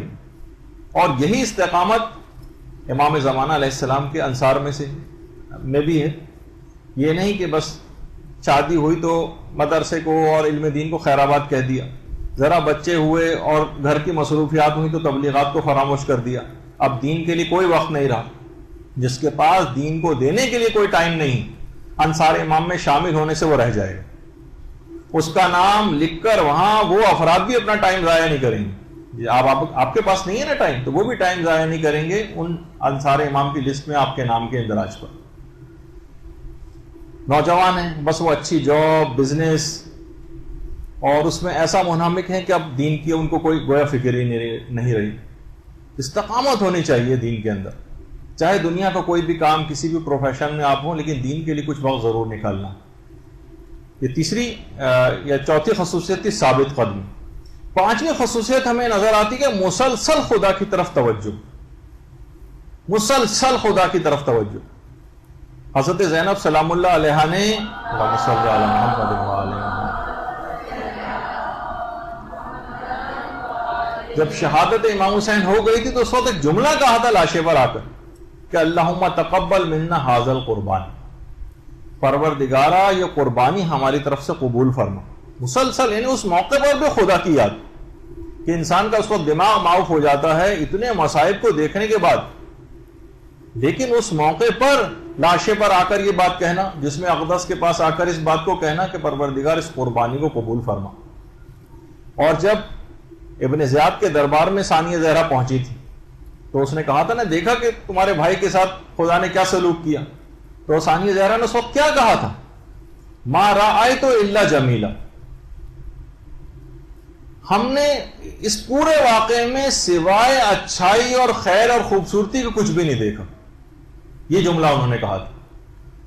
تو آپ نے دیکھا کہ بہرحال یہ تمام چیزیں ایسی ہیں کہ جن کا خیال رکھنا چاہیے. ہم مسلسل خدا کی طرف اپنی توجہ کو رکھنا چاہیے. ہمارا روزانہ دنیا کی طرف اتنے زیادہ ہر چیز کے اندر مائل ہو جاتے ہیں کہ خدا ہمارے دماغوں سے محو ہو جاتا ہے. اور عمومی حالات میں جبکہ یعنی ایک لحاظ سے ہر طرح کی سہولیات حاصل، اس میں خدا دماغ سے نکلا جا رہا ہے. اور اس موقع پر اس وقت کو یاد کریں گے جب یہ واقعہ ہوا تھا، جب حضرت ثانیہ زہرا نے یہ جملے کہے تھے. اس کے بعد دین کی حمایت اور حفاظت، یہ دونوں ائمہ کے انصار کا شعار. حضرت عباس نے یہی تو کہا تھا نا، اس کے باوجود کہ تم نے میرے دائیں ہاتھ کو قطع کر دیا، خدا کی قسم ہرگز ہم اپنے دین کی حفاظت اور حمایت سے دستبردار نہیں ہوں. ہاتھ کٹ چکا ہے، اس موقع پر یہ بات کہی. اور یہ اسی وجہ سے انصار امام حسین علیہ السلام کی جو زیارت ہے اس کے اندر بھی یہ جملہ کہا گیا ہے کہ السلام علیکم یا انصار دین اللہ. تو اب آپ خود بتائیے کہ نصرت دین کیا آج کل ہم لوگ کر رہے ہیں؟ دیکھیں اس زمانے میں ہے نا کہ امام حسین کے اصحاب نے کیوں قیام کیا تھا؟ دین کی شکل بگاڑ دی گئی تھی، احکام کو پائمال کیا جا رہا تھا، گناہ جو ہے معاشرے کے اندر بڑھتے چلے جا رہے تھے. انصار امام حسین علیہ السلام اٹھ کھڑے ہوئے، دین کو ایک نئی زندگی دی. اب یہی بات امام زمانہ علیہ السلام کے اصحاب میں بھی ہوگی. انہیں بھی انحرافات کے خلاف، برائیوں کے خلاف، ظلم کے خلاف اٹھ کھڑے ہونا چاہیے اور اپنی ہر صلاحیت کو ان کو استعمال کرنا. اس دین کی نصرت فقط میدان جنگ میں نہیں ہوتی کہ ہم انتظار کریں، جیسے ہمارے نوجوانوں کے دماغ میں ہے کہ ہمیں صرف گن چلانی چاہیے، اور یہ بھی ایک اہم ترین چیز ہے کہ جس کو حاصل کرنا، لیکن یہ سب ذمہ داریوں سے فقط ایک اکیلی ذمہ داری نہیں. تو ہر صلاحیت کو استعمال کرنا. جب ہی امیر المومنین علیہ السلام نے امام زمانہ کے لیے بات کہی، اللہم صلی علی محمد وعلی محمد، کہ وہ مری ہوئی اور متروک سنتوں کو دوبارہ زندہ کریں اور اصحاب امام زمانہ علیہ السلام دین پر عمل کر کے دکھائیں گے لوگوں کو. جب بھی امیر المومنین نے اصحاب امام زمانے کے خصوصیات بیان کرتے ہوئے یہ بات کہی تھی کہ وہ اپنے ہاتھ اور اپنے دامن کو پاکیزہ رکھیں گے، ان کی زبانوں پر کبھی گالی نہیں آئے گی، وہ ناحق کسی کو تکلیف نہیں پہنچائیں گے، وہ ممتاز سواریوں پر سوار نہیں ہوں گے، وہ بے انتہا قیمتی لباس نہیں پہنیں گے، وہ امانتوں میں خیانت نہیں کریں گے، وہ راہ خدا میں اچھی طرح سے جہاد کریں گے، یعنی خوب کوشش کریں گے راہ خدا میں. باقاعدہ یہ جملے فرہنگ عاشورہ جو ہے، جو جواد محدثی کی کتاب ہے، اس کے اندر امیر المومنین نے اصحاب امام زمانہ کے خصوصیات بیان کی ہیں باقاعدہ.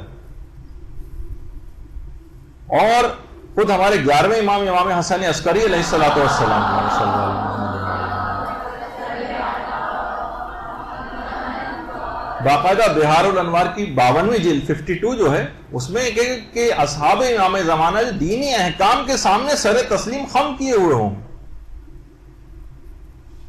یعنی کوئی چون چرا نہیں ہوگی، اور ان کے رخسار حق قبول کرنے کے لیے آمادہ ہوں گے. جو مسئلہ، یعنی میں اپنے الفاظ میں کہہ رہا ہوں کہ جو مسئلہ بتایا جائے گا فوراً مان لیں گے. یہ نہیں کہ یوں نہیں، وہ نہیں، میں اس کو نہیں مانتا، یہ کیسے ہو سکتا ہے، وہ کیسے ہو سکتا ہے. اس جو اتنی چون چرا احکامات شریعت میں کرتے ہیں، ان کے لیے بہت مسئلہ اور مشکل ہو جائیں گے ان تمام احکامات کی پاسداری جو خود امام زمانہ آ کر دیں گے. اس زمانے میں بھی کہیں یہی فطرت ان کی باقی نہ رہے. پھر اگلی خصوصیت جو امام زمانہ کے منتظرین کی اور ان کے انصار کی ہوگی، آپس کا اتحاد اور اتفاق. امام حسین علیہ السلام کے جو اصحاب تھے ان میں کہیں کسی جگہ پر کوئی اختلاف آپ کو نظر آتا ہے؟ سب ایک کاز اور ایک مقصد کے لیے جنگ کر رہے تھے. اور یہی تمام خصوصیات امام زمانہ علیہ السلام کے اصحاب کی ہوں گی. امام حسن عسکری علیہ السلام فرماتے ہیں اللہم صلی علی محمد کہ ان کے دل کینے اور دشمنی سے پاک ہوں گے. اور پانچویں امام یہ بات بیان فرماتے ہیں کہ قائم کے زمانے میں رفاقت یعنی اتحاد و اتفاق کا ایک ایسا دور آ جائے گا کہ لوگ اپنے بھائیوں کے مال میں سے جتنی ضرورت ہوگی اس کو اٹھا لیں گے اور کوئی بھی نہیں روکے گا. ایسا زمانہ ہوگا. باقاعدہ الزام الناصب کے اندر تو یہ والی روایت بھی بیان کی گئی ہے کہ ان کے امام زمانہ کے جو انصار ہوں گے ان کی دوستی اتنی مضبوط ہوگی کہ گویا انہیں ایک ماں باپ نے پالا، اور اس لیے ان کے دل ایک دوسرے سے محبت اور خیر خواہی سے لبریز ہوں گے، اور ان کے دل محبت اور نصیحت پر مجتمع ہوں گے. یعنی اتنی مضبوط ان کی آپس میں دوستی ہوگی. اور یہاں ہم کو نظر آتا ہے کہ آپس کے اختلافات، حتیٰ کہ جو چھوٹے چھوٹے بھی مدرسے ہوتے ہیں اس میں ٹیچرز میں کا آپس میں لڑائی اور جھگڑا جو وہ چلتا رہتا ہے، سننے میں آتا رہتا ہے. ایک دوسرے کے اینٹی ہوتے ہیں، جو کارکنان ہیں وہ ایک دوسرے سے ہر وقت لڑتے جھگڑتے رہتے ہیں. تو یہ اصحاب امام زمانے کے خصوصیات میں سے نہیں. ان کے دل بالکل ایک دوسرے سے ایسے شیر و شکر رہتے ہیں. اگر کسی کو اپنے مطابق مثلا کام اس کا نہیں ہو رہا ہے تو ٹھیک ہے وہ، لیکن لڑائی جھگڑا اور اس کے اوپر کمر بستہ نہ رہے. زمین خدا بہت وسیع ہے، کسی اور جگہ چلا جائے لیکن ادارے کو کوئی شخص خراب نہ کرے.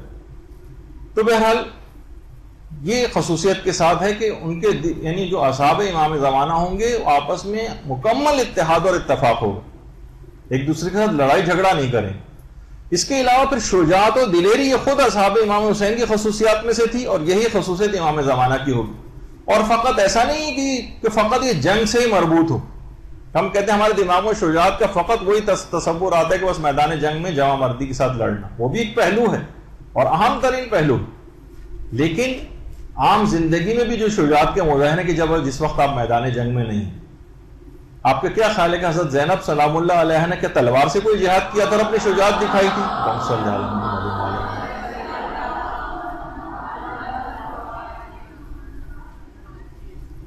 کیا وہ شجاع نہیں تھی؟ اتنا مصائب آپ خود سوچیں. ایک عورت ہونے کے حوالے سے ایک عورت کو کتنا ٹوٹ جانا چاہیے تھا. دربار میں گھنٹوں کے لیے اسی وجہ سے کھڑا رکھا گیا تھا، ڈی مورلائز کرنے کے لیے، نفسیاتی دباؤ ڈالنے کے لیے.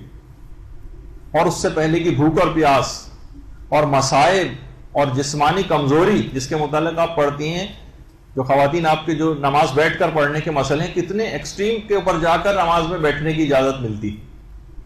تو ایسا موقع ان کے ساتھ آ گیا تھا کہ نمازیں بیٹھ کر پڑھنے لگی. اس موقع پر دربار کے اندر اتنی شجاعت کا مظاہرہ، اتنی شجاعت کا مظاہرہ اپنے خطبات کے اندر کیا تھا کہ ابن زیاد تک نے گستاخی کر کے ایک بات کہی تھی اور ثانیہ زہرا کو اے متکبر خاتون کہہ کر پکارا تھا. یہ کمال شجاعت حضرت ثانیہ زہرا سلام اللہ علیہ تھی کہ میں نے کہا نا کہ اتنے مصائب کے بعد ایک عورت کو کتنا ٹوٹ جانا چاہیے تھا، لیکن شجاعت اور دلیری. اب یہی شجاعت امام زمانہ علیہ السلام کے انصار کے اندر بھی ہوگی کہ جب جنگ سے تلوار کا موقع آ جائے تو وہاں پر اس شجاعت کا مظاہرہ کرنا ہے، اور جب یہ موقع نہ ہو تو گناہوں کے مقابلے میں قیام کر کے شجاعت کا مظاہرہ کرنا. اب امر بالمعروف اور نہی عن المنکر کر کے شجاعت کا مظاہرہ کرنا. اب انحرافات کے خلاف آواز بلند کر کے شجاعت کا مظاہرہ کرنا، اپنی توانائیاں لگانا. لیکن مسئلہ ہمارے یہاں کیا ہو گیا، خاص طور پر خواتین ساری شجاعت کا مظاہرہ اپنے شوہر کے سامنے، اپنی ساس اور نندوں کے سامنے اور گھریلو لڑائی جھگڑوں کے اندر جو ہے وہ لگائی ہوئی. یعنی صرف وہی شجاعت ہم کو جو نظر آ رہی ہے، اس میں متعلق بات کرنے کا اس وقت زیادہ ٹائم نہیں، لیکن آپ دماغوں میں رکھیں کہ اس پر بہت زیادہ غور کیجیے گا کہ جتنی زبان کی صلاحیتوں کا استعمال آپ گھر میں اور لڑائی جھگڑوں کے درمیان ان مواقعوں پر کرتی ہیں، وہ اصل میں وہ صلاحیت دین کے لیے استعمال ہونی چاہیے تھی. اور جب بھی انصار امام زمانہ کی خصوصیات میں ایک چیز کہی گئی ہے کہ این مبید اہل الفسوق والعصیان والطغیان، کہاں ہے گناہ، فساد اور سرکشی کی بنیادوں کو ڈھانے والے. ان کا کام ہی ہے یہ گناہ اور فساد کی بنیادوں کو ڈھائیں گے. یہ نہیں کہ انتظار کرتے رہیں گے یہاں تک کہ باطل کہاں سے کہاں جو ہے وہ پہنچ جائے گا، اپنے پنجے گاڑ لے گا اور اس کے بعد پھر یہ جاگیں گے اور کچھ کام کرنا شروع کریں. نہیں، ان کو کام ٹو نپ ان دا بٹ، یعنی بالکل ابتدا ہی کے اندر اس کام کو کر لینا. جہاں کوئی انحراف نظر آئے، کہیں اس کی ابتدا نظر آئے، اس کو شناخت کر کے، یہ نہیں کہ وہ تناور درخت بن جائے تو شاخیں اور کوپلیں کاٹتے پھرے. یہ بنیادوں کو ڈھانے والا ان کو بننا چاہیے. اور یہی وجہ ہے کہ آیت اللہ ثانوی باقاعدہ ایران میں مرجع ہیں اور صاحب رسالہ ہیں، خود یہ فرماتے ہیں کہ شہداء کربلا کو دفن کرنے میں عورتیں مردوں پر مقدم تھیں. بنی اسد کے مرد، بنی اسد آپ کو پتا ہے نا کہ امام نے انہی سے سب سے پہلے آ کر کربلا کی زمین خریدی تھی. یہ جب واقع کربلا ہو گیا تھا اور لاشیں بکھرے ہوئے تھے تو اتنا خوف و ہراس کا عالم تھا کہ بنی اسد کا کوئی مرد نکل نہیں رہا تھا. تو عورتوں نے اس وقت اپنی زبان کا صحیح استعمال کیا تھا اور شجاعت دکھائی تھی اور مردوں کو غیرت دلائی تھی کہ اگر تم نہیں جاؤ گے تو ہم جائیں گے اور جا کر دفن کریں گے. اور اس کے بعد پھر یہ جملے سن کر مردوں کو غیرت آئی اور پھر نکلے اور شہداء کربلا کو دفن کرنے کا اہتمام کیا. اور آج بھی وہی قبیلہ بنی اسد چلا آ رہا ہے باقاعدہ عراق میں. وہ قبیلہ بنی اسد وہ اپنے ان کا ایک دستہ بھی آتا ہے باقاعدہ اور ماتم کرتا ہوا، گریہ گزاری کرتا ہوا لوگوں کو نظر آتا ہے. تو کچھ خصوصیات تھیں، خصوصیات تو اور بھی بہت ساری، لیکن اتنا وقت نہیں ہے ہمارے پاس. اچھا، اب آ جائیے ان خصوصیات کے ساتھ ساتھ ہم انتظار کیسے کریں. انتظار کرنے کا آخر صحیح طریقہ ہے کیا؟ دیکھیے، اگر ہم روایات کو دیکھتے ہیں کہ روایات میں انتظار کو کن چیزوں سے تشبیہ دی گئی. دیکھیے، تشبیہ دینے میں ہمیشہ بہت قریبی مماثلتیں ہوتی ہیں جب بھی تشبیہ دی جاتی. مثلا اس میز کو ہم سورج سے تشبیہ دینے لگے تو کوئی تشبیہ نہیں بنے گی نا. تو تشبیہ دینے میں کچھ خصوصیات ہوتی ہیں. اچھا، کن چیزوں سے تشبیہ دی گئی ہے؟ مثلا کسی نے امیر المومنین سے پوچھا کہ سب سے بہترین عمل کون سا ہے، تو آپ نے فرمایا کہ انتظار فرض، یعنی امام کا انتظار کرنا، امام زمانہ علیہ السلام کا انتظار کرنے کو افضل عبادت قرار دیا گیا ہے بہت ساری روایتوں میں. اچھا، جو افضل یعنی تمام عبادات میں سب سے افضل، تو کیا آپ کے خیال میں انتظار بس جس طریقے سے ہم انتظار کر رہے ہیں، بس ہاں امام زمان آئیں گے، بستر پہ لیٹے ہوئے ہیں، فسق و فجور کے اندر مشغول ہیں، کہ اس پہ اتنا بڑا ثواب آپ کو مل جائے گا؟ کچھ روایت میں انتظار کرنے والا ایسا ہی ہے جیسے وہ رسول خدا کے ساتھ جہاد میں مصروف ہو. انتظار کرنے والے کے لیے ایک بات کہی گئی کہ ایسا ہی جیسے جہاد میں مصروف ہو.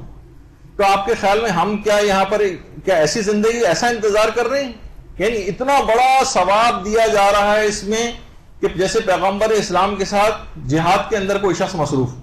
جب چھٹے امام کا بھی جو آپ کے سامنے حدیث ڈسپلے ہو رہی ہے، اس میں یہ کہ جو شخص صاحب امر کا انتظار کرتے ہوئے مر جائے تو وہ اس شخص کی مانند ہے جو حضرت قائم کے ساتھ ان کے خیمے میں ہو، بلکہ اس شخص کی طرح سے جو رسول خدا کے سامنے تلوار سے جہاد کر رہا ہو. تلوار سے جہاد. تو اب آپ خود سوچیں کہ کیا جہاد میں تو انسان دیکھیے ہر قسم کی قربانی دیتا ہے، باطل کے خلاف اپنی تمام جو ہے وہ طاقتوں کو استعمال کرتا ہے، جبکہ ہمیں تو منتظرین جتنے بھی ہیں خواب خرگوش کے مزے لیتے نظر آ رہے ہیں. تو ہم یہ تو نہیں کہیں گے کہ ایسا ہی جیسے پیغمبر اسلام کے سامنے تلوار سے جہاد کر رہا ہو، یہ تو سب لیٹ آرام کر رہے ہیں، یہ تو سو رہے ہیں، یہ تو غافل ہیں، ان کو اتنا عظیم ثواب کیسے دے دیا جائے گا؟ اچھا، کچھ روایت میں یہ ہے، دیکھیے انسان قربانی دیتا ہے، باطل کے خلاف اپنی طاقتوں کو استعمال کرتا ہے. تو بہت سی احادیث میں یہ بات بھی آئی ہے کہ جو امام زمانہ کے انتظار میں فوت ہو جائے وہ ایسے ہی ہے جیسے کوئی مجاہد راہ خدا میں دم توڑ رہا ہو. یا ایک روایت میں ہے کہ جو امام زمانہ کے لیے مصروف دعا ہو وہ ایسا ہی ہے جیسے کوئی مجاہد راہ خدا میں دم توڑ رہا ہو. دونوں کے لیے بات کہی گئی. تو انتظار کرنا اور راہ خدا میں دم توڑنا، انتظار کرنا اور رسول خدا کے ساتھ تلوار سے جو ہے وہ جنگ کرنا، ان میں کیا مشابہت ہے؟ یہ تو بظاہر ہمیں مشابہت کوئی معاذ اللہ ٹھیک نظر نہیں آ رہی. جس طریقے سے ہم جس انداز سے انتظار کر رہے ہیں اس میں تو یہ مماثلت صادق نہیں آ رہی ہم پر. کیونکہ اگر صرف تسبیح گھمانا ہے اور چراغ کو رگڑ کر عملیات کر کے، وہ جو کتاب آپ کے ہاتھ لگ گئی ہے 100 مشکلات کا، اس میں رگڑ کے جن کو حاضر کر کے گویا صرف جو ہے وہ صرف اور صرف اپنی خواہشات کو پورے کرتے رہنا ہے، تو اس میں دم توڑنے کی مثالیں اور راہ خدا میں خون بہانے کی مثالیں اور جہاد میں مجاہد کی طرح کی زندگی کی مثالیں، یہ تو سمجھ میں نہیں آ رہی. تو جہاد میں تو دیکھیے تمام انسان کوششیں کرتا ہے، اپنا خون پسینہ ایک کرنے کا نام جہاد ہے، اور عمل اور صرف عمل کی بات ہوتی ہے جہاد میں. یعنی انتظار کو کہا جاتا ہے کہ انتظار ایک مجاہدانہ طرز حیات کا نام ہے، یہ سوتے رہنے کا نام نہیں. یہ انتظار کا جو پیریڈ ہے، ایسے ہی جیسے اب روزے عاشورہ امام کے ساتھ ہوتی تو اس وقت جو کام آپ کو کرنا ہوتا وہ آج آپ کو کرنا ہے. جب بھی ہر روز کو روزے عاشورہ اور ہر زمین کو زمین کربلا کہا گیا. دیکھیے میدان جنگ کا بھی جو مجاہد ہوتا ہے اور عاشورے کا جو مجاہد ہوتا ہے، اس میں اور منتظر امام میں بہت مشابہتیں ہیں. ان میں اور امام زمانہ کے اصحاب میں بڑی مشابہتیں ہیں. وہ کیا ہیں؟ دیکھیے مجاہد جو ہے، اگر ہم وہ مثالیں دیکھیں تو آپ کو سمجھ آ جائیں گی چیزیں. دیکھیے مجاہد میدان جنگ میں اسلحہ استعمال کرتا ہے، جو منتظر ہے اس کا اسلحہ دعا ہے. اب دعا صلاح المومن، جو آپ کہتی ہیں نا کہ دعا مومن کا اسلحہ، تو منتظر کا ایک کام یہ کہ مسلسل دعا کرتا رہے. جب بھی غیبت امام میں خاص طور پر یہ بات کہی گئی ہے کہ وہ مسلسل دعا کرے امام کے لیے. لیکن جب یہ کہ میدان جہاد اور منتظر کا جو میدان عمل ہے، یہ دونوں ایک ہی طرح کی چیزیں، تو مماثلتیں کیا بنیں گی؟ اچھا اسی طرح سے مجاہد جو ہوتا ہے وہ میدان جنگ میں اپنے جوہر دکھا رہا ہوتا ہے. جو منتظر ہوتا ہے اس کا جو میدان ہے وہ ایک محراب عبادت ہے. جب بھی محراب جو عبادت کی جو جگہ ہوتی ہے وہ ہر اس کو کے معنوں سے اس وجہ سے مشتق ہے وہ کہ گویا یہاں پہ بھی اس کو جہاد کرنا.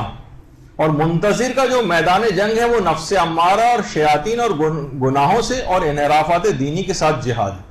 یہ آپ کو آج کے دور میں آپ کی ذمہ داری، یعنی جہاد عاشورہ اور انتظار فرج جو ہم کہہ رہے ہیں نا، ایک ہی سکے کے دو رخ ہیں دونوں، تو کوئی مماثلتیں ہونی چاہیے نا. تو اس زمانے میں اس وقت جب انسان میدان جنگ میں ہوتا ہے مجاہد، تو وہ دشمنوں سے جنگ کر رہا ہوتا ہے، اور جو منتظر ہیں ان کی جنگ گناہوں سے ہے، انحرافات سے ہے اور تمام برائی کے افکار سے.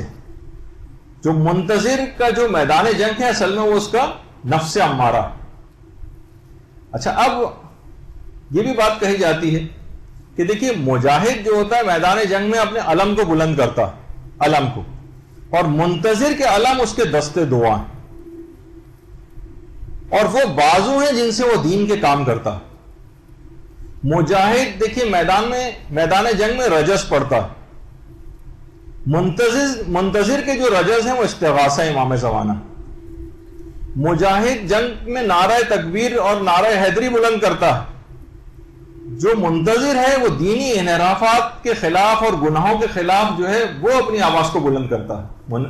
جو مجاہد جو کہ انتظار امام زمانہ جو کہ کر رہا.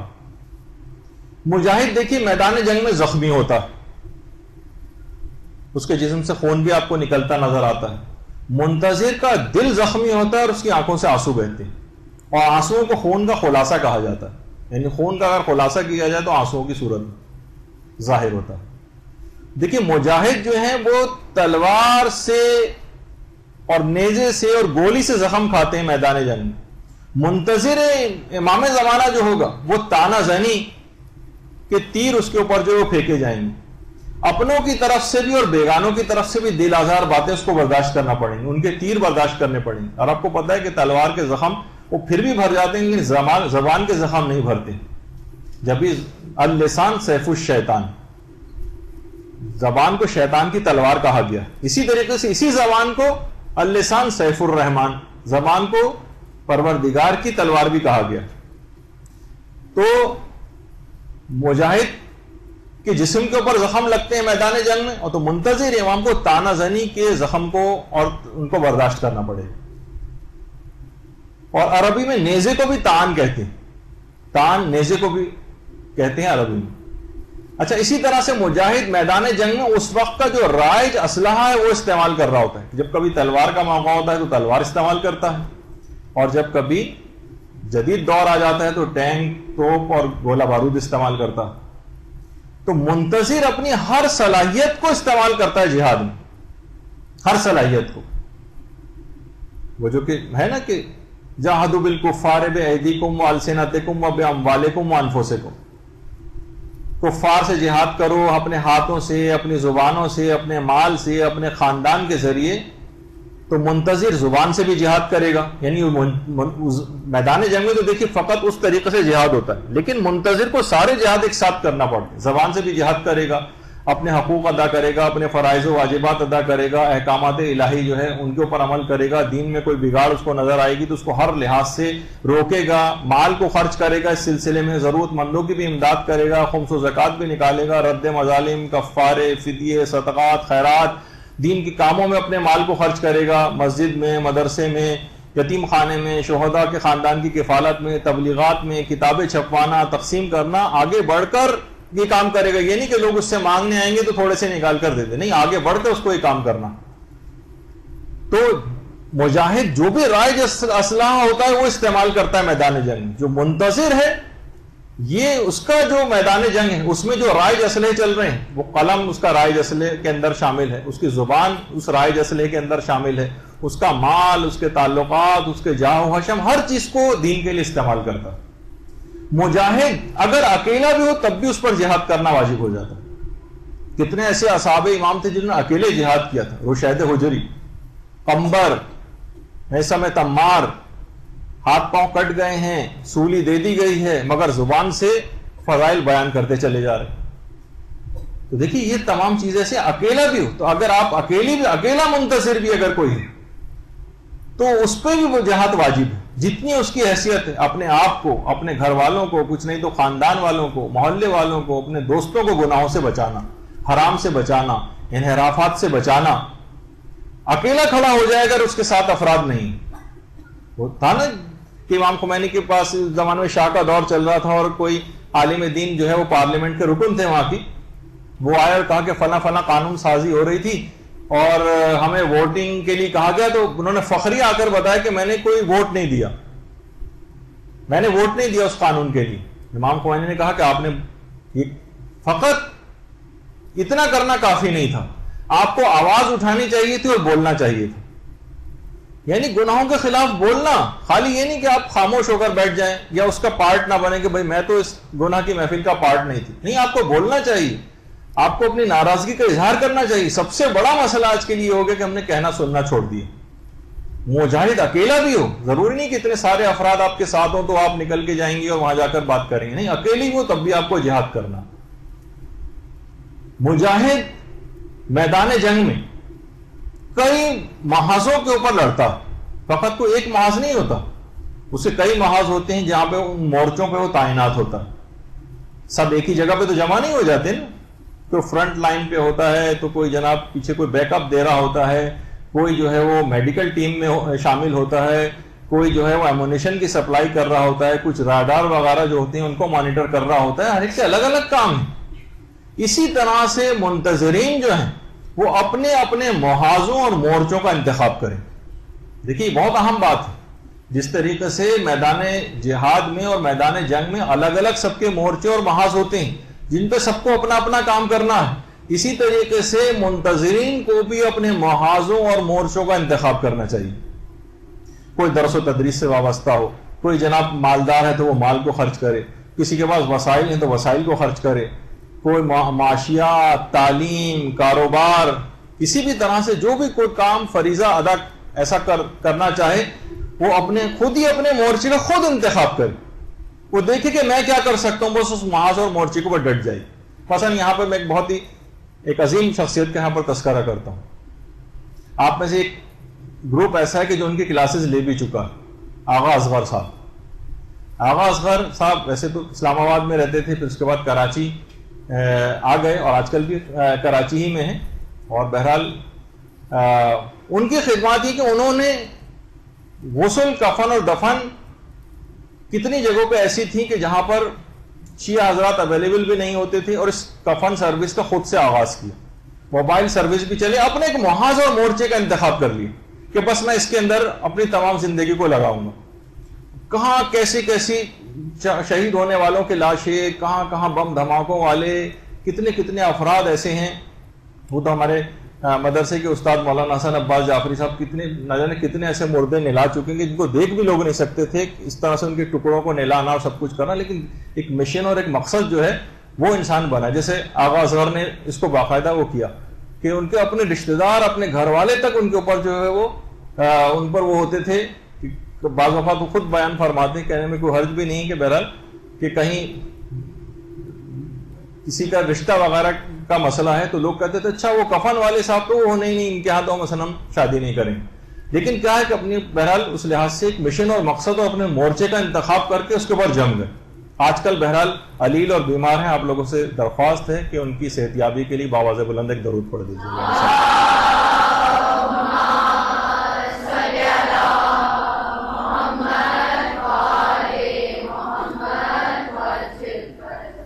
تو آپ دیکھیں کہ کون کون سے شعبے ایسے ہیں کہ جن کے اندر کام نہیں ہوا ہے، ان کا آپ انتخاب کریں. کہاں پر واقعی آپ کی ضرورت ہے اس کا آپ انتخاب کریں. اچھا دیکھیے، خود مجاہد کے لیے جو ہم مماثلتیں نکال رہے ہیں، مجاہد کے لیے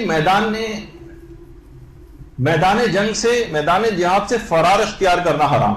گناہ کبیرہ میں سے باقاعدہ الفرار من الزحف، میدان جہاد سے فرار اختیار کرنا. اسی طرح محاذ جنگ پر سستی کا مظاہرہ کرنا، محاذ جنگ پر سوتے رہنا، محاذ جنگ پر ہوشیار نہ رہنا، محاذ جنگ پر احمقانہ پن کا مظاہرہ کرنا، محاذ جنگ پر سفلا پن اور اس کا احمقانہ پن کا مظاہرہ کرنا، یہ حرام ہے سب چیز. تو اسی طریقے سے منتظر کے لیے بھی اپنے انتخاب کردہ محاذ سے فرار اختیار کرنا حرام ہے، سستی کرنا حرام ہے، کاہلی کرنا حرام ہے، ذمہ داریاں اپنی پوری نہ کرنا حرام ہے، احمقانہ پن کا، بے وقوفیوں کا مظاہرہ کرنا اور سفلے پن کا مظاہرہ کرنا یہ حرام ہے، اور وقت کو ضائع کرنا بھی حرام. آپ انتظار فرج کے میدان میں وہاں پر اپنے محاذ میں ایسی لاؤبالی والی زندگی گزارنا، اس کو کسی طور پر بھی سازگار نہیں ہے، اور یہ انتظار فرج کے اس مورچے سے شکست کا باعث بن جائے گی اگر آپ نے یہاں پر احمقانہ پن کا مظاہرہ کیا. اچھا آپ دیکھیے، خود جس وقت مجاہد میدان جنگ میں ہوتا ہے وہاں پر آپ دیکھتی ہیں کہ وہ کوئی گناہ نہیں کرتا. کہاں اس کو گناہ کرنے کا موقع ملتا ہے؟ وہاں پہ یہ نہیں ہوگا کہ وہ کہیں آپ کو موسیقی سنتا ہوا نظر آ رہا ہے، میدان جنگ ہو رہی ہے اور وہ کانوں میں مثلا میوزک لگائے ہوئے، جنگ ہو رہی ہے وہ لاو لائف میں مصروف ہے، جنگ ہو رہی ہے مثلا لوڈو کھیل رہا ہے بیٹھ کر وہاں پر، ایسا تو نہیں نظر آئے گا نا آپ کو کبھی. تو مجاہد کا میدان جنگ میں کوئی گناہ نہیں کرتا. اسی طریقے سے جب انتظار فرج کو ہم کہہ رہے ہیں کہ جنگ اور جہاد کی طرح سے، تو کب آپ کے لیے جائز ہوگا کہ یہاں پر آپ جو ہے لاہو لائف کے اندر پڑی رہیں، کب موسیقی اور گانوں کے اندر پڑی رہیں، کب یہ ہوگا کہ آپ غیبتیں اور زبان کی آفات اور ان کے اندر گرفتار ہیں؟ میدان جنگ میں تو انسان کوئی گناہ نہیں کرتا. اس کا مطلب کہ ہم اپنے اس کو میدان کو، انتظار فرج کے اس میدان کو اپنے لیے جہاد کا میدان سمجھتے ہی نہیں. تو اس میں گناہوں سے اپنے آپ کو نکالنا پڑے گا، تب یہ کہا جائے گا کہ واقعی آپ انتظار فرج میں ہیں، اور اس جنگ کے اندر جو باطل کے ساتھ مسلسل چل رہی ہے اس میں آپ اپنے فریضے کو ادا کر رہے ہیں. اسی طریقے سے دیکھیے، جہاد میں ہمیشہ اذن رسول و امام درکار ہوتا. جہاد ہمیشہ ہم خود سے شروع نہیں کر سکتے. منتظر بھی اپنی تمام ہدایات رسول سے لیتا اور امام سے لیتا. اب کیونکہ امام کی غیبت ہے تو اب اس میں اس کا فریضہ یہ بنے گا کہ وہ تمام ہدایات ان کے نائبین اور مراجع سے لے گا. خود اپنی مرضی سے کوئی کام نہیں کرے گا. ہر کام سے پہلے ان کا فتویٰ دیکھے گا کہ ان کی اجازت ہے یا نہیں. امام زمانہ کیونکہ ہمارے نگاہوں سے اوجھل ہے، لیکن ان کے نائبین موجود، کیونکہ جہاد کبھی بھی اپنی مرضی سے نہیں شروع کر سکتے. یا تو رسول و امام کی اجازت سے ہوگا، یا ان کی غیر موجودگی میں ان کے نائبین کی بات مانی جائے گی. اچھا اسی طرح سے دیکھیے، میدان جہاد میں مجاہد کی ذرا سی غلطی اور غفلت جان لیوا ثابت ہوتی. حضرت قاسم کے متعلق ملتا ہے حضرت قاسم ابن الحسن جن کی حضرت اور حضرت علی اکبر ان دونوں کی پیدائش بھی اسی شعبان کے مہینے میں صلی اللہ علیہ وسلم.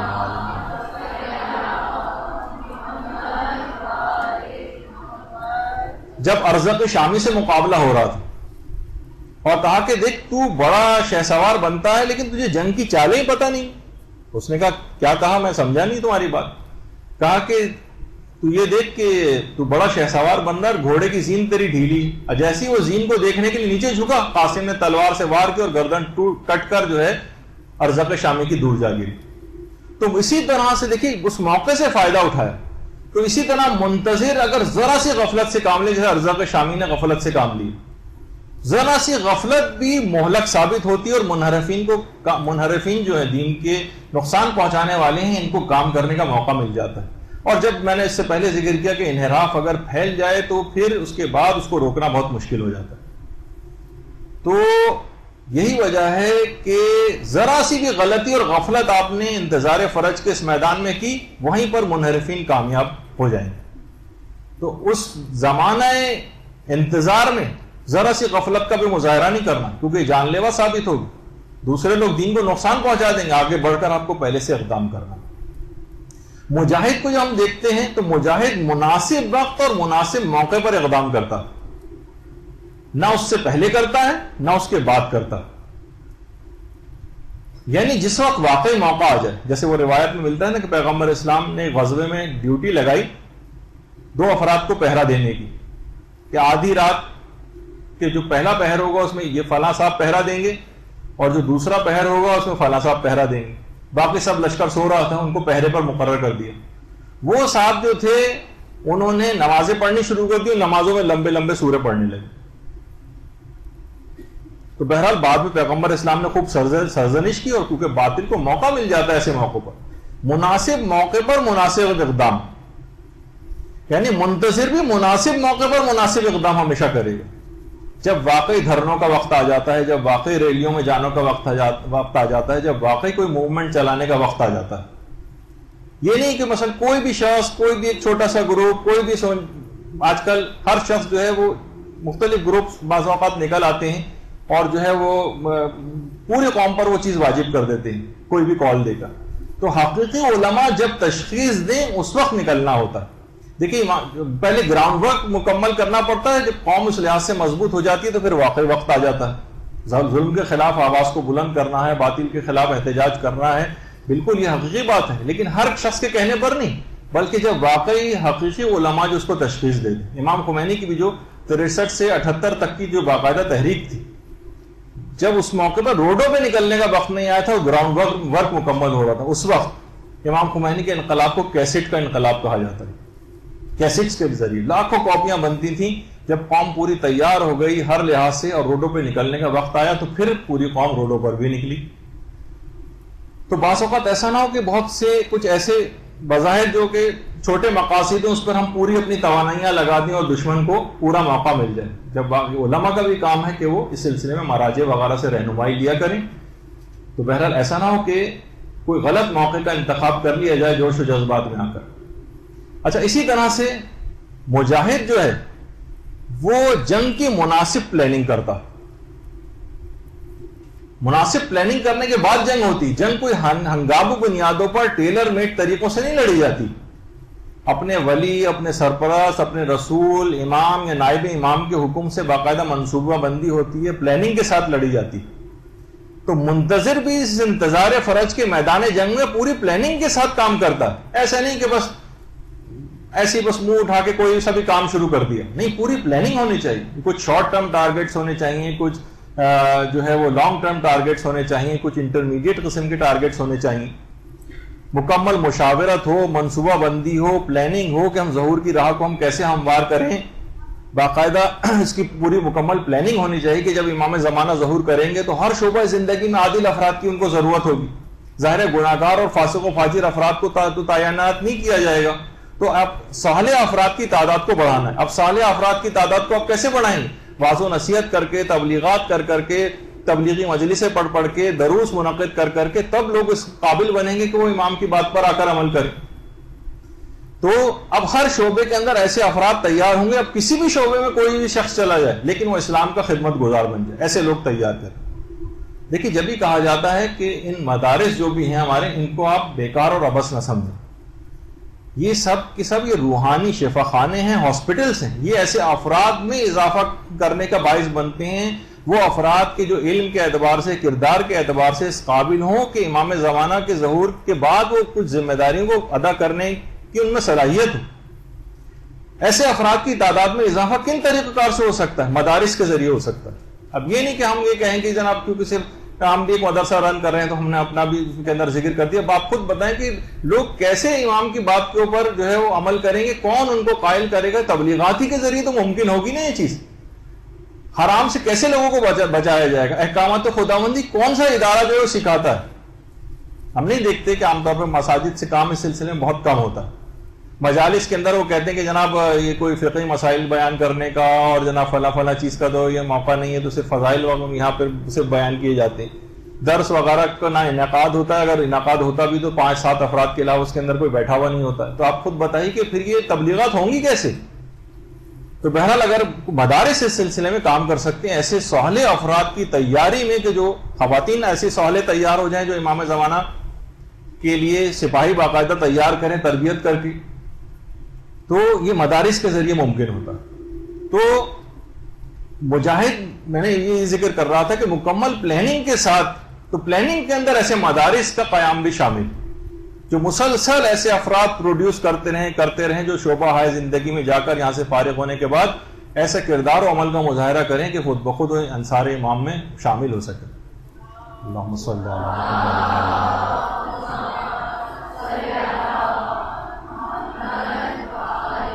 اچھا, اب اس کے بعد مجاہدین دیکھیے میدان جنگ میں مکمل تعاون, اتحاد اور اتفاق سے جنگ لڑتے ہیں. مکمل کوآرڈینیشن ہونی چاہیے, نظم و ضبط ہونا چاہیے. ذرا سا بھی ان کا آپس کا اختلاف جنگ کو شکست کی طرف لے جا سکتا ہے. اسی طرح سے منتظرین جو ایک مقصد اور ایک ہدف کے تحت جدوجہد کر رہے ہیں, پھر کہوں گا کہ انہیں آپس میں لڑائی جھگڑے سے پرہیز کرنا چاہیے.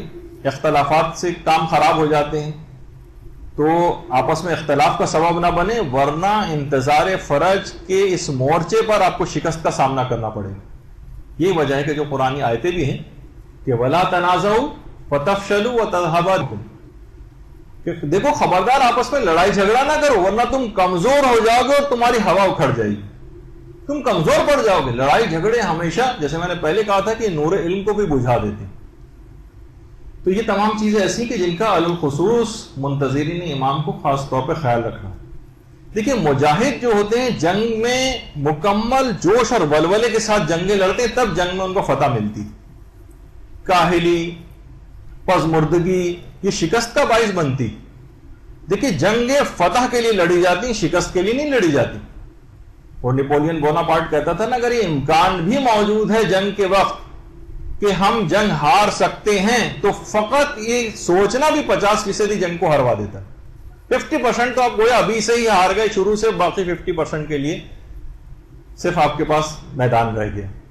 تو اسی طرح سے انتظار فرج والے جو منتظرین ہیں یہ مکمل جوش کے ساتھ اور ولولے کے ساتھ کام کریں گے تو اس جنگ میں فتح ملے گی.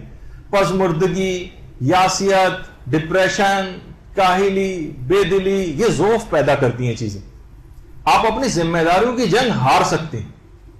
جو بھی آپ کا مورچہ ہے وہاں سے شکست فاش آپ کو ہو جائے گی, باطل اس جگہ پہ آ کے قبضہ کر لے گا.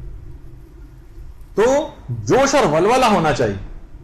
آپ کے کتنے لیکچرز ہم خاص الخاص طور پر برادر وسیم امام صاحب کے کیوں کرواتے ہیں؟ جوش اور ولولہ پیدا کرتے ہیں آپ کے اندر, لیکن وہ بیچارے اکیلے ہی ولولہ ان کے اندر پیدا ہو رہا ہے, باقی افراد کے اندر ہمیں نظر نہیں آ رہا. تو ان کا مقصد ہوتا ہے کہ آپ تاکہ اس کے اوپر عمل کریں. دل دکھ رہا ہوتا ہے کہ اتنی محنت کی جا رہی ہے, سب کچھ ہو رہا ہے, لیکن اس کے باوجود بھی کوئی حرکت نظر نہیں آئے تو پھر واقعی افسوس ہوتا ہے. اچھا, اسی طرح سے مجاہد جو ہوتے ہیں میدان جہاد میں مکمل اخلاص کے ساتھ جنگیں لڑتے ہیں. ثواب جہاد اسی وقت ان کو ملتا ہے جب وہ مکمل اخلاص کے ساتھ, ورنہ آپ کو تو پتا ہے کہ شہادت میں اور ہلاکت میں بہت معمولی سا فرق ہو جاتا ہے اگر اخلاص نہ ہو. تو اسی طرح سے یعنی اگر کوئی جہاد کرنے والا میدان جہاد میں مال غنیمت کے لالچ میں گیا ہے پیسے کے لالچ میں گیا ہے اور مکمل اخلاص نہیں ہے تو شہادت کی بجائے ہلاکت اس کے پاس آتی اور وہ حقیقی طور پر مجاہد فی سبیل اللہ شمار نہیں ہوتا. اسی طرح سے منتظر کے لیے بھی مکمل خلوص لازم ہے اس میدان انتظار میں. اب پیسوں کا لالچ، تنخواہوں کا لالچ، وہ تو آپ کا حق ہے، آپ کو ملے گا، لیکن مکمل اخلاص کے ساتھ اس جنگ کو لڑنا ہے انتظار فرض.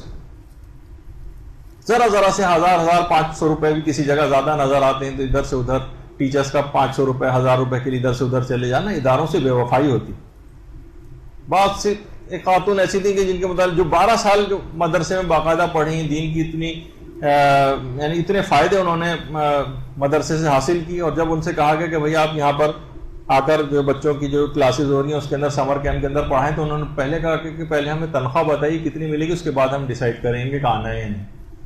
اگر اخلاص دیکھیے، یہ تو چند ٹکے ایسے ہیں کہ یہ تو کافروں مشرکوں خدا اپنے دشمنوں کو بھی دے دیتا ہے، لیکن اخلاص کے ساتھ پھر انتظار فرض کے میدان میں ایسے ہی ہوگا کہ جیسے امام زمانہ تشریف لائے، آپ کہیں گے مولا بتائیے کہ پیسے کتنے ملیں گے تو ہم آپ کے لیے کام کریں.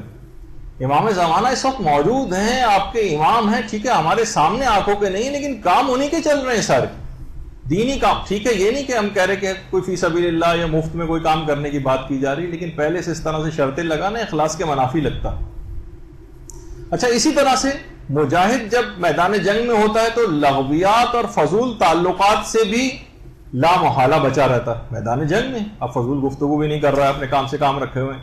فضول تعلقات، بیٹھا ہوا مثلا اپنے بیوی بچوں کی تصویریں دیکھ رہے ہیں، وہاں جنگ چل رہی ہے اور وہ بیٹھا ہوا اپنی بیوی بچوں کی تصویر نکالے ہوئے، یا کوئی اس کا بھائی میدان جنگ میں اس سے بیٹھ کر خوش گپیاں کر رہا ہے، کہیں نظر آتا ہے ایسا؟ نہیں، جہادی سرگرمیوں میں مشغول نظر آئے گا. تو اسی طرح سے بالکل دیکھیے کتنی ایسی مثال ہیں کہ انتظار فرج میں جو فضولیات سے اپنے آپ کو دامن کو بچاتا ہے، مسلسل دین خدا کے لیے کام کرنے میں مصروف رہتا.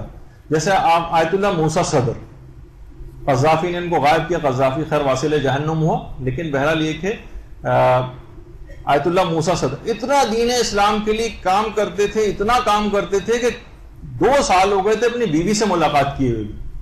اور ایک موقع پر جب ایک کانفرنس ہو رہی تھی تو ان کی زوجہ نے کسی اس کانفرنس کے ہال میں آ کر کسی دروازے سے جھانک کر فقط ان کو دیکھا تھا اور روتی رہی تھی، کیونکہ اس کے فوراً بعد انہیں کسی اور جگہ جانا تھا. آپ حیران ہوں گے کہ بھئی یہ کون سا ہے، اگر دیکھا جائے تو ان کی کتنی مذمت آپ خواتین کی طرف سے ہوگی کہ بتائیے 2 سال سے تو موقع بھی نہیں ملا کہ اپنی بیوی سے آ کر مل لیتے. مثلا بھائی دین خدا کے لیے واقعی انسان اتنا ہو جاتا ہے، اتنا مصروف، اس کے لیے اس کے سامنے ایک بہت بڑا ہدف اور ایک مقصد ہوتا ہے. ہم یہ نہیں کہہ رہے معاذ اللہ کہ جو ہے شخص جو ہے اپنی بیوی بچوں کو چھوڑ دے، یقیناً یہ بات نہیں. اگر کوئی اس قسم کی کوئی بات کرے گا کہ وہاں یہ چیز سکھائی جا رہی ہے تو بالکل غلط بات ہے. ہم یہ کہہ رہے ہیں کہ اپنی اس تمام تر وقت اور توجہات کا سارے کا سارا مرکز، اپنا سارا وقت انسان بیوی بچوں اور اس کے اوپر نہ لگائے. کچھ وقت جو ہے وہ دین خدا کے لیے مخصوص کرے، ورنہ وہ کف افسوس ملتا رہ جائے گا، وقت بالکل ضائع ہوتا چلا جائے گا، وقت ہاتھ سے نکل جائے گا، اور یہاں تک کہ فرشتہ اجل آ جائے گا اور اب اپنی ذمہ داریاں ادا نہ کر کے اس دنیا سے جائیں گی اور یہ جنگ ہار جائیں گی. انتظار فرج کے لیے قبروں سے اٹھایا بھی نہیں جائے گا ایسے افراد کے لیے جو اپنی زندگی میں کچھ کر کے نہیں گئے، اور ان کو بعد کی زندگی میں نے پچھلی دفعہ بھی کہا تھا کہ کیسے ممکن ہے کہ اپنی جو زندگی آپ کو دی گئی تھی اس میں تو آپ نے کوئی امام کے لیے کام نہیں کیا، اور مرنے کے بعد آپ کو اٹھایا جائے گا کہ آپ کام کریں. یہ کیسے ممکن کہ پورا آپ کے پاس میدان تھا، آپ کو عمل کا موقع دیا گیا تو اس میں آپ نے کوئی کام نہیں کیا. اسی طرح سے مجاہد مکمل ٹریننگ لے کر دیکھیے محاذ جنگ پر جاتا ہے، مکمل ٹریننگ لے کر.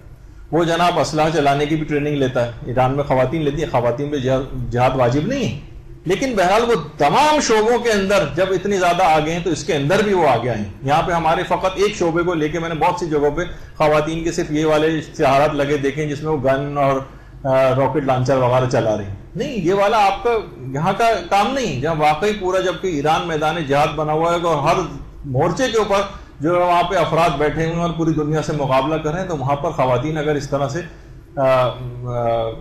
لوگوں کی جذبہ جہاد کو ابھارنے کے لیے اور مردوں کو غیرت دلانے کے حوالے سے اگر اس طرح کی کوئی ٹریننگ کرتی نظر آ رہی ہے تو وہاں کے لیے سازگار ہے. آپ کے لیے نہیں کہ آپ سب جو ہے وہ کل سے ہی جو ہے اس کی ٹریننگ لینے کے لیے نکل جائیں مثلا. تو آپ کا محاذ کچھ اور ہے. تو اسلحہ چلانے کی بھی جو ہے ٹریننگ لیتا ہے، اس طرح فوجی مشقیں ہوتی ہیں، اور جناب مختلف قسم کی جو مشقیں مستقل طور پر کی جاتی ہیں. پریکٹس کی جاتی ہے. اگر یہ والی پریکٹس نہ ہو اور یہ اس طرح کی ٹریننگ نہ لی جائے تو انسان جنگ ہار جاتا ہے. تو منتظرین بھی اپنے اپنے شعبوں میں ٹریننگ حاصل کریں, اپنے اپنے پروفیشنز میں کمال حاصل کریں. طالب علم بہترین طریقے سے پڑھیں, بزنس مین خوب رزق حلال کمائیں, مگر سب اس کو کرنے کے بعد, اپنے ٹارگیٹ اچیو کرنے کے بعد علماء کے پاس ضرور آئیں اور دین کا علم کو ضرور حاصل کریں, تاکہ وہ تشخیص دے سکیں کہ ہمیں کس طرح سے عمل کرنا ہے, کیسے دین کی خدمت کرنی ہے, امام کی مشن کی خدمت ہمیں کس طرح سے کرنی ہے. بہت سے حکومتی عہدوں کے اوپر لوگ ہوتے ہیں, وہاں اداروں میں ہوتے ہیں, وہاں پہ ان کو دین کی خدمت کیسے کرنا ہے. تو صحیح مشق اور پریکٹس کے بعد مسائل کو جانے بغیر اگر کوئی شخص ٹیڑھے میڑھے طریقے سے دیکھیے دین کا کوئی کام کرے گا تو دین کو نقصان پہنچائے گا, فائدے سے زیادہ نقصان ہوگا. دیکھا دیکھی مدارس میں بہت سارے مدارس کھولنے شروع ہو گئے, لوگ جوش و جذبات میں کھول لیتے ہیں, لیکن کبھی پرانے مدارس سے آ کر مشورہ نہیں لیتے کہ ہم اس کو کیسے چلائیں. تو یہی ہوتا ہے کہ 10-15 دن, 1 مہینہ, 2 مہینہ, چند مہینے سے زیادہ ان مدارس کی عمر نہیں ہوتی اور آہستہ آہستہ وہ سب ختم ہو جاتے ہیں اور غائب ہو جاتے ہیں. تو صحیح طور پر ٹریننگ, باقاعدہ اطلاعات لینا, پورا گراؤنڈ ورک کرنا, اس کے بعد جنگیں پلاننگ سے لڑی جاتی ہیں. ایسے الٹے سیدھے طریقے سے کام کرنے سے نہیں ہوتا. تو نتیجہ یہ ہوتا ہے کہ وہ تمام ادارے بھی وقت کے ساتھ ساتھ ختم ہوتے چلے جاتے ہیں. اچھا, یہ بھی دماغ میں رہے کہ مجاہد جو ہے دوران جنگ اپنی کمزوریوں کو دماغ میں رکھتے ہوئے جنگ کرتا, یعنی ایسا نہ ہو کہ یہ والا پہلو میرا کمزور پہلو ہے, یہاں سے کوئی دشمن حملہ کر دے. دیکھیے عمر ابن عبدوت کے متعلق کہا جاتا ہے کہ جنگ خندق میں جس جگہ خندق کی چوڑائی کم تھی وہ کمزور پوائنٹ تھا اس کا, وہاں سے چھلانگ لگا کے آیا تھا. تو اسی طرح سے جو منتظر ہے, منتظر امام کی کمزور پہلوؤں کو دماغ میں رکھے گا, اپنے گھر والوں کو, اپنے بیوی بچوں کو دماغ میں رکھے گا. بہت سی خواتین ان کے شوہر تربیت یافتہ نہیں ہیں, تو شیطان ان کے ذریعے حملہ کر سکتا ہے. عمر ابن عبدوت کی طرح سے چھلانگ لگا کر ان کمزور پہلوؤں کے ذریعے آپ کے گھر کو نقصان پہنچائے گا. تو ضرورت اس بات کی ہوگی کہ آپ کے لیے لازمی ہے کہ اپنے کو کمزور پہلو جو آپ کے گھر میں ہیں, آپ کی اولاد ہے, آپ کے شوہر ہیں, یا جو شوہر اگر دیندار ہیں تو ان کی بیویاں اگر غیر تربیت یافتہ ہیں تو ان کو تربیت یافتہ بنانے کی کوشش کریں. ورنہ عمر ابن عبدوت کی طرح طریقے پر ایک کمزور پہلوؤں کے ذریعے آپ پر حملہ کرے گا اور دین کے کام آپ کو نہیں کرنے دے گا اگر آپ نے ان کے اوپر کام نہیں کیا اور صرف ذاتی طور پر ہی صرف دین کے اندر آگے بڑھی.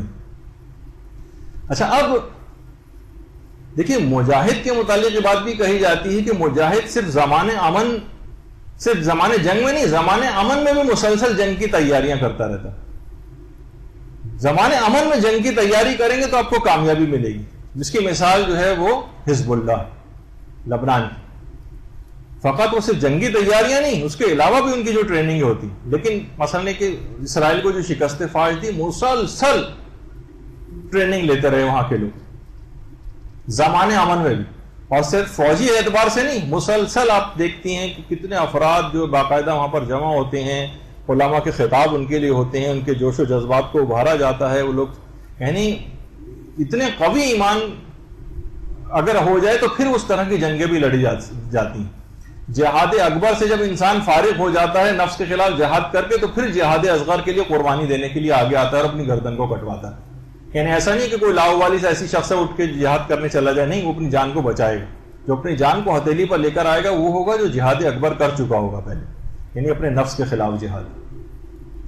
تو اب دیکھیے بہت سارے ہم یہ دیکھتے ہیں کہ جو منتظرین ہیں, اب ان کے ساتھ یہ ہوتا ہے ذرا سی ان کو اچھی جاب ملی, بچے اچھے اسکولوں کے اندر پڑھ رہے ہیں, ذرا مالی سکون ہے, اب کیا ہے, اب ہری سوچنے لگتی ہیں. اب جناب پکنکس پہ جا رہے ہیں اور لہو و لعب کے اندر جا رہے ہیں اور آؤٹنگز پہ جا رہے ہیں اور فلمیں اور ڈرامے جو ہیں وہ دیکھے جا رہے ہیں اور کھانوں کی دعوتیں ہو رہی ہیں, رشتہ دار بلا وجہ ایک دوسرے کے گھر گھنٹوں آنا جانا, میل ملاقات ہر وقت, اتنا کہ دین کے لیے کوئی کام کرنے کا وقت باقی نہیں بچا. دیکھیے عیش و عشرت کا زمانہ نہیں ہے, زمانہ انتظار, یہ زمانے امن میں جنگ کی تیاری کا زمانہ ہے. یہاں پر جنگ کی تیاری کی جائے گی, تو اس وقت کو آپ کو ضائع نہیں کرنا. اور کیا ہوتا ہے, مجاہد دیکھیے دشمن کی تہمتوں اور طعنوں کی پرواہ نہیں کرتا.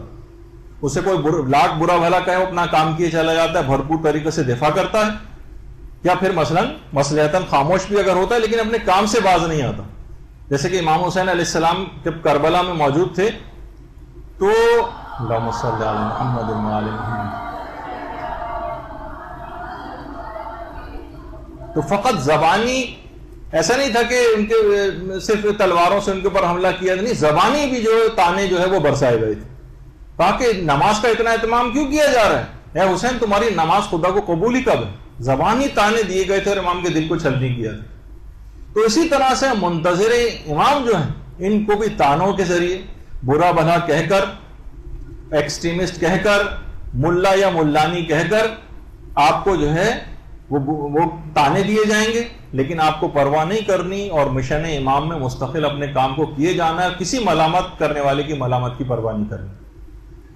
اسی طرح سے جیسے کہ ابھی ذکر ہوا کہ مجاہد تمام احکامات میں ہیڈ کوارٹر کے احکامات کا پابند ہوتا ہے، اس سے اپنے رابطے کو منقطع نہیں کرتا، تمام احکامات وہیں سے لیتا ہے. تو منتظر کو بھی پہلے احکامات اپنے مرضی سے حاصل کرنے چاہیے، اس کے مطابق عمل کرنا چاہیے. یہ نہ ہو کہ عمل پہلے لوگ کر لیتے ہیں اور بعد میں آ کر پوچھتے ہیں کہ اس کو صحیح کرنے کا کوئی طریقہ بتائیے. نہیں، ہمیشہ یہ دماغ میں ہونا چاہیے کہ پہلے ہم آ کر پوچھ لیں کہ کیا ہے، پھر اس کے مطابق عمل کریں. لوگ غلطیوں پہ غلطیاں کر کر اس کو اصلاح کی فکر میں پھر بعد میں پڑتے ہیں تو بہت مشکلات اس وقت ہو جاتی ہیں. اچھا، پھر ایک بات اور اس کے اندر، بس اس کے بعد ہماری جلدی گفتگو ختم ہونے والی ہے، کہ دیکھیے میدان جہاد اور جنگ کہ جتنے بھی مصارف ہوتے ہیں، یہ جو مختلف ٹیکس لوگ دیتے ہیں، اس سے حکومتیں جنگوں کے مصارف پورے کرتی ہیں. اگر لوگ ٹیکس نہ دیں تو حکومتیں کہاں سے اخراجات لے کر آئیں جنگ لڑنے کے لیے؟ حکومتوں کے پاس دیکھیے اپنا تو کوئی مال ہوتا نہیں، لوگوں کے ٹیکسز سے چلتی ہیں. اسی طرح منتظر امام بھی انتظار کے میدان جنگ میں ان کی معاشی کومک کرنی، خمس و زکوٰۃ جو ہے وہ نکالنا ہوگا، حوائج شرعیہ نکالنی ہوں گی تاکہ دین کی ضروریات و تبلیغات کا کام مستقل چلتا رہے، جہادی انتظار ہوتا رہے. یعنی اگر منتظر خمس نہ دے تو انتظار کی جو معاشی سپلائی لائن کو گویا ایک لحاظ سے اس میدان جنگ کی وہ کاٹ دے گا. اور یہ آپ کو بات یاد رکھ لیجئے، خمس کی جو گفتگو ہوئی تھی اس میں بھی میں نے یہ بات کہی تھی کہ جتنے بھی اجتماعی اور منظم کام ہوتے ہیں وہ وافر مقدار میں پیسوں کی مسلسل کانسٹنٹ سپلائی سے چلتے ہیں. دیکھیے آپ خود دیکھتی ہیں، چھوٹا سا بھی گھر ہے جس میں صرف 4 افراد مثلاً رہتے ہیں، وہاں کا بجلی کا بل، گیس کا بل، مکان کے جو ٹیکس ہیں، اگر کرائے پہ مکان ہے تو اس کا کرایہ، بچوں کے اسکولوں کی فیسیں، بچوں کی وینوں کی فیسیں، دوائیوں کے اخراجات، اور کتنی چیزیں ایسی ہیں کہ آپ دیکھتی ہیں کہ اس میں ایک مہینے کا بھی اگر کسی کو تنخواہ نہ ملے تو وہ چھوٹا سا جو متوسط ٹائپ کا گھر ہے وہ مشکلات کا شکار ہو جاتا ہے. ان کو بھی کتنے پیسے چاہیے. تو جو باقاعدہ ادارے ہیں، جو پورے غریب لوگوں کی کومک کے جو مختلف ادارے ہیں جو قائم ہیں، تو آپ خود سوچیے کہ کہاں سے یہ اپنی ضروریات کو پورا کریں. تو اس کے اندر پھر ضرورت اس بات کی ہوگی کہ اس میں اس طرح کی جو ہے وہ کومک وہ مستقل جو ہے وہ کی جائے. اچھا، اسی طرح سے یہ بات اس میں بس اور کہی جائے کہ مجاہد یا فوجی جو ہیں، فوج میں بھرتی کے لیے فٹنس کا ان کا ہونا لازمی ہوتا ہے. جیسے جیسے پھر وہ امتحانات وغیرہ فوج میں پاس کرتے جاتے ہیں، سینئر ہوتے جاتے ہیں، ٹریننگ لیتے جاتے ہیں، اونچے عہدوں پہ ان کی ترقی ہوتی جاتی ہے. تو ابتدائی طور پر جو ایلیجیبلٹی کرائٹیریا ہوتا ہے فوج میں جانے کے لیے، اس میں عمر دیکھی جاتی ہے، قد دیکھا جاتا ہے، اس کی صحت دیکھی جاتی ہے، کوئی بیماری تو نہیں ہے، بیماریوں سے فٹنس ہوتی ہے. اسی طرح سے منتظر امام کی بھی کچھ ابتدائی شرائط، واجبات کے اوپر وہ عمل کرتا ہوگا، حرام سے اپنے آپ کو بچاتا ہوگا، اخلاق حسنہ کی اس کو پاسداری کرنا لازم ہے. جب ان ذمہ داریوں کو پورا اترے گا تو وہ منتظر امام کا ٹائٹل لینے کے قابل ہو سکے گا کہ ہاں اب اس کا انتظار شروع ہوا ہے. ابھی تو کام اس کو بہت سارے کر رہے ہیں لیکن اب یہ منتظر امام کہا جائے گا. یہ نہیں کہ یہ کچھ بھی نہیں کر رہا ہے اور اتنے بڑے ٹائٹل منتظر امام کو حاصل کر لے، یہ ہاتھ پہ ہاتھ دھرا بیٹھا رہے اور اتنے عجیب ثواب انتظار کو حاصل کر لے، یہ ہاتھ پہ ہاتھ دھرا بیٹھا رہے اسی طرح سے اور رسول خدا کے ساتھ جنگ لڑنے کا ثواب حاصل کر لے، یہ امام زمانے کے خیمے میں مجاہد کے طور پر جو ہے وہ اس کا ثواب حاصل کر لے. کیسے ممکن ہے؟ یہ ممکن نہیں ہے. دیکھیے خواتین جو ہیں ان پر جنگ اور جہاد میں شرکت واجب نہیں. البتہ پہلے بھی ہوتا تھا کہ نرسنگ کی خدمت خواتین کرتی تھیں، کمک کرتی تھیں، مدد کرتی تھیں، مرہم پٹی کرتی تھیں، کچھ نہیں تو ہمتیں بندھواتی تھیں. وہ آپ کتنی دفعہ سن چکی ہیں برادر وسیم نام سے کہ باقاعدہ جو جنگوں میں مسلمانوں کی طرف سے ایک عورت تھی جو کہ مجاہدین کی ہمتیں بڑھواتی تھی، جا کر اس قسم کے شعر پڑھتی تھی، رجس پڑھتی تھی کہ ان کے اندر ہمتیں آئیں. تو یہی وجہ ہے کہ امام خمینی جس سے جو لوگ کہتے تھے کہ بھئی آپ ان لوگوں سے اتنی جنگ کیسے لڑیں گے، آپ کے فوجی کہاں ہیں؟ تو کہتے تھے کہ میری جو قوم کی ماں ہیں ان کی گودوں میں میرے فوجی ہیں. تو وہ اس کے بعد لوگوں نے دیکھا کہ انقلاب میں پھر انہی جو ماؤں کی گودوں میں بچے تھے وہ انہی نوجوانوں نے انقلاب کے اندر کتنا بڑا کردار جو ہے وہ ادا کیا. تو بہرحال اب خواتین جو ہوں گی یعنی ان کا جہاد کیا ہوگا، وہ اپنے مردوں کی، اپنے بچوں کی، ان کی ایسی تربیت کریں ان کو کمک مہیا کریں, ان کی ہمت بڑھائیں, تم جاؤ میں اس کے بدلے فلاں چیز کے کام کر لوں گی. کسی بھی طور پر سستی اور کاہلی کو نہیں آنے دیں. اپنے وقت کو جو بچائیں, جو آپ پر اتنے کم شرعی واجبات رکھے گئے, شرعی واجبات 2-3 ہوتے ہیں خواتین پر ایک شادی شدہ عورت کے اوپر, 2-3 سے زیادہ نہیں. تو آپ سوچیے کہ آپ کے اس وقت کو اسلام بچا کے کہاں صرف کروانا چاہتا ہے, یہ آپ کو تربیت پہ صرف کروانا چاہتا ہے. لیکن آپ مثلا وہ جو ہے وہ گھر کو ہی ہم نے میدان جنگ بنایا ہوا ہے, اور جناب فضول جو ہے شاپنگوں میں غیر ضروری طور پر رشتہ داروں کے گھر کثرت کے ساتھ آنا جانا.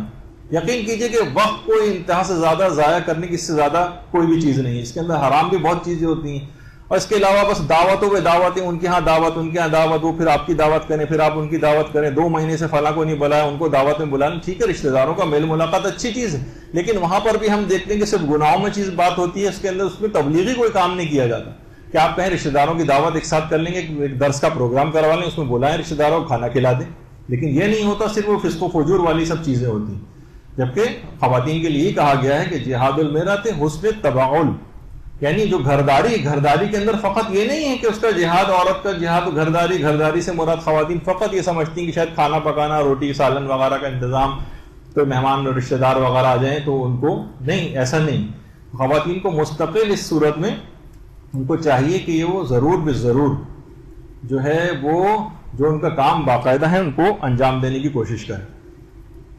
جب دفاع کا وقت آ جاتا ہے دیکھیے تو ہر شخص پر دفاع کرنا لازم ہو جاتا ہے. جہاد عاشورہ میں بھی ہم یہ دیکھتے تھے کہ جوان تھے, بوڑھے بھی تھے, اس میں ادھیڑ عمر کے افراد بھی تھے, عورتیں بھی تھیں, مرد بھی تھے, بچے بھی تھے, حتیٰ کہ بیمار بھی موجود تھے. جی ہاں, انتظار فرج کے بھی اس میدان میں سب کو کام کرنا, یہ تمام صنوف شامل ہیں اس کے اندر. تو سب افراد کو اس کے اندر آ کر کام کرنا ہے. کسی بھی شخص کو بھی اس کے اندر اس انتظار فرج کے میدان میں کسی بھی شخص کو معافی نہیں, سب کو دفاع کرنا. جس طریقے سے دیکھیے میدان جنگ جب ہوتا ہے تو اکثر جو فوجی ہوتے ہیں خود کو چھپا کر کیموفلاج کر کے کام کرتے ہیں. تو بعض اوقات آپ کے لیے بھی ہے کہ منتظر بھی بہت زیادہ شور نہ مچائے, خاموشی سے بھی تبلیغات کا کام کیا جا سکتا ہے, خاموشی کے ساتھ. یہاں پہ ہمارا یہ ہوتا ہے کہ اخباروں میں اشتہارات, چھوٹا سا کام ہوتا ہے, اس میں اتنی اشتہار بازی اتنی کہ پوری دنیا کے کان کھڑے ہو جاتے ہیں, کام اتنا چھوٹا سا ہوتا ہے. تو دیکھیے یہ طریقہ کار پھر کیا ہے, دشمن آپ کا زیادہ مضبوط ہو جاتا ہے, زیادہ آپ کو نگاہوں میں رکھ لیتا ہے, آپ کو نقصان پہنچانے کی فکر میں ہوتا ہے, جبکہ آپ اتنے مضبوط نہیں ہوتے.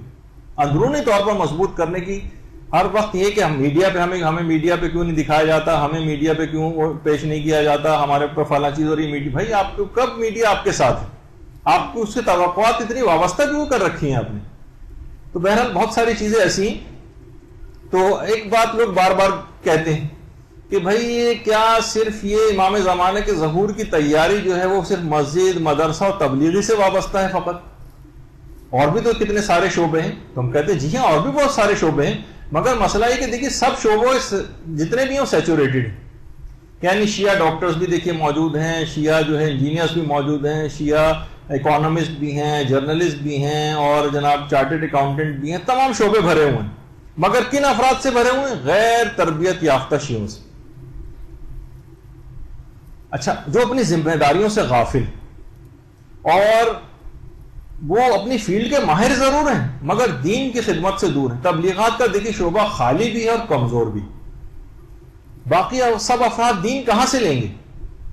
علماء حقہ کی تعداد بہت کم ہے, حتیٰ کہ خواتین کو پڑھانے کے لیے بھی دیکھیے آپ کو مرد حضرات آ رہے ہیں. آپ لیکن کیوں تیار نہیں ہو رہی, کیوں آپ محنت نہیں کر رہی, کیوں آپ آگے نہیں بڑھ رہی, کن فضولیات میں آپ پھنسی ہوئی ہیں, آپ کہاں جا رہی ہیں؟ آپ کی منزل تو امام زمانہ ہونی چاہیے تھی, آپ کی منزل تو عاشورہ ہونا چاہیے تھا, مگر آپ کسی اور ہی الٹی سمت کی مسافر بن گئی. جتنا سفر آپ کرتی جائیں گی اتنی منزل سے دور ہوتی جائیں گی اگر سمت صحیح نہ ہو.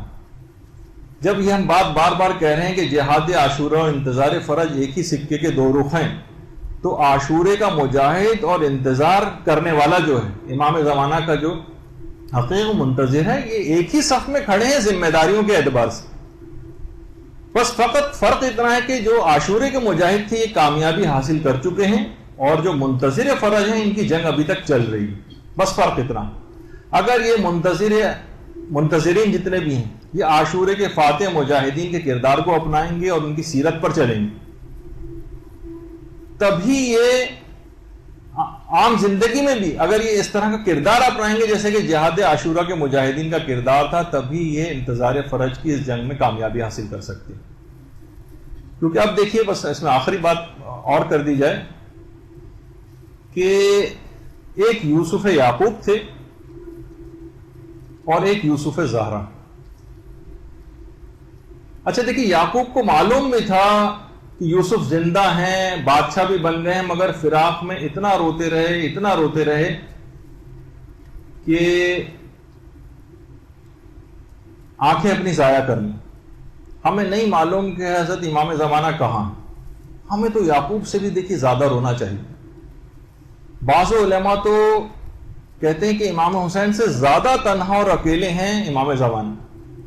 امام حسین کے پاس حضرت عباس جیسا بھائی تھا، زینب جیسی بہن تھی، علی اکبر جیسا بیٹا، قاسم، اور امام زمانہ کے پاس یہ ایسے اکیلے اور تنہا، اور 13 معصومین کی شہادت کے غم کے ساتھ کوئی بھی ایسا شخص نہیں نظر آتا کہ جو امام زمانہ کے متعلق سوچتا بھی ہو، ان کے دکھ کو محسوس بھی کرتا ہو. یعنی دیکھیے کہ آپ مجھے خود یاد کر کے بتائیں، وہ دن بتائیں، وہ ہفتہ، مہینہ یا سال کہ جب امام زمانہ کے لیے کبھی آپ روئیں. مولا آپ کہاں ہیں؟ یہ اندھی آنکھیں آپ کو کیوں نہیں دیکھ پاتی؟ آپ کیوں ہم سے ناراض ہیں؟ ایران کے ایک مشہور مدرس آغا دانشمند فرماتے ہیں کہ ایک عالم نے باقاعدہ جمکران میں 13 رمضان المبارک کو امام زمانہ کی زیارت کی.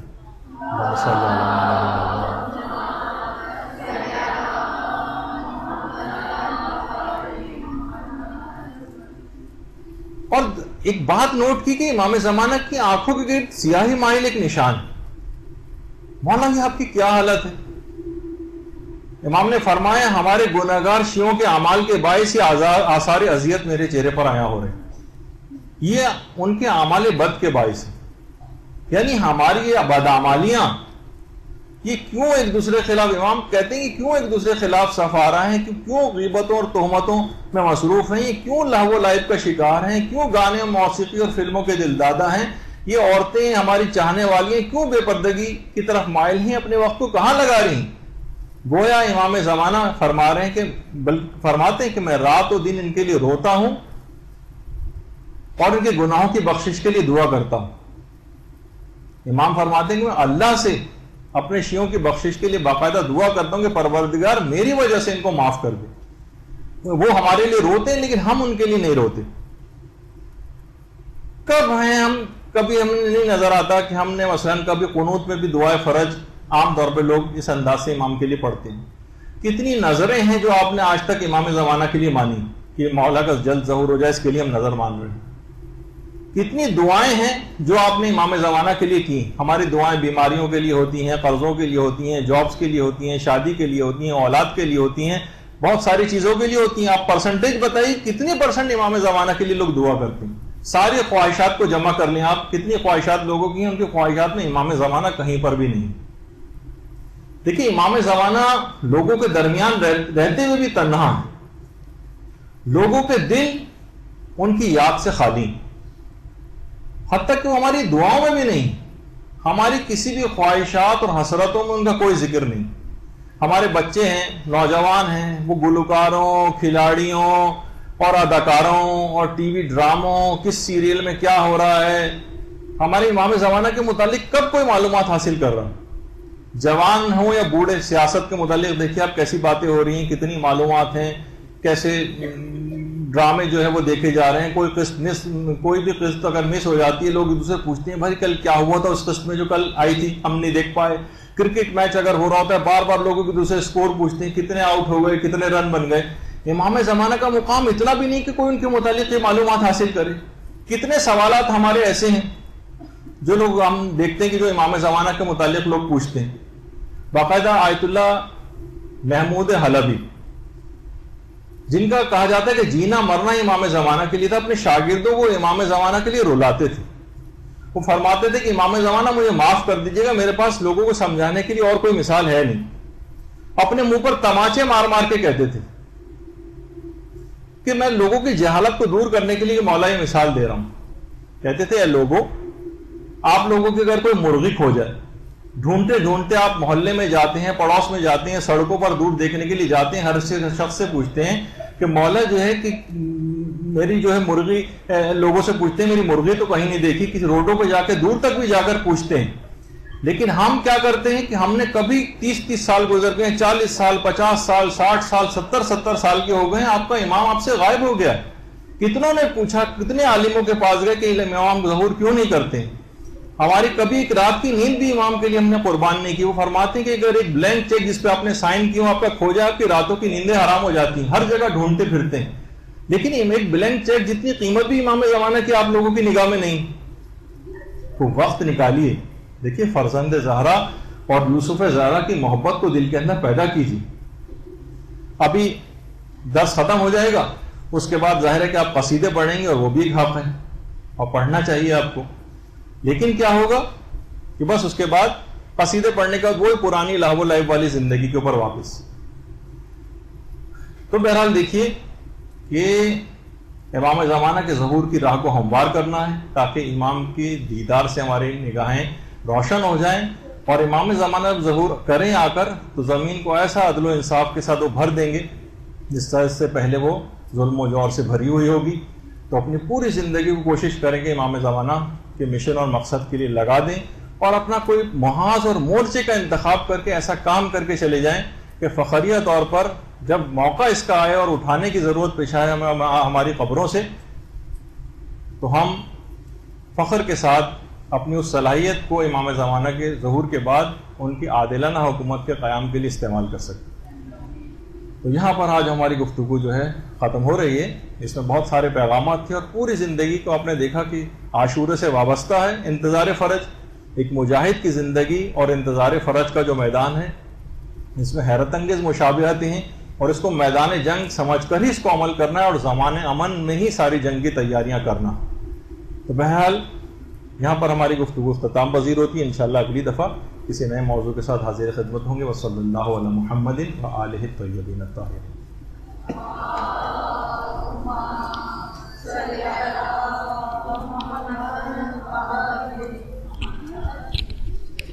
اللجن اللجن اللجن اللجن یا مولا اللجن اللجن اللجن اللجن اللجن اللجن اللجن یا صاحب السماء اللجن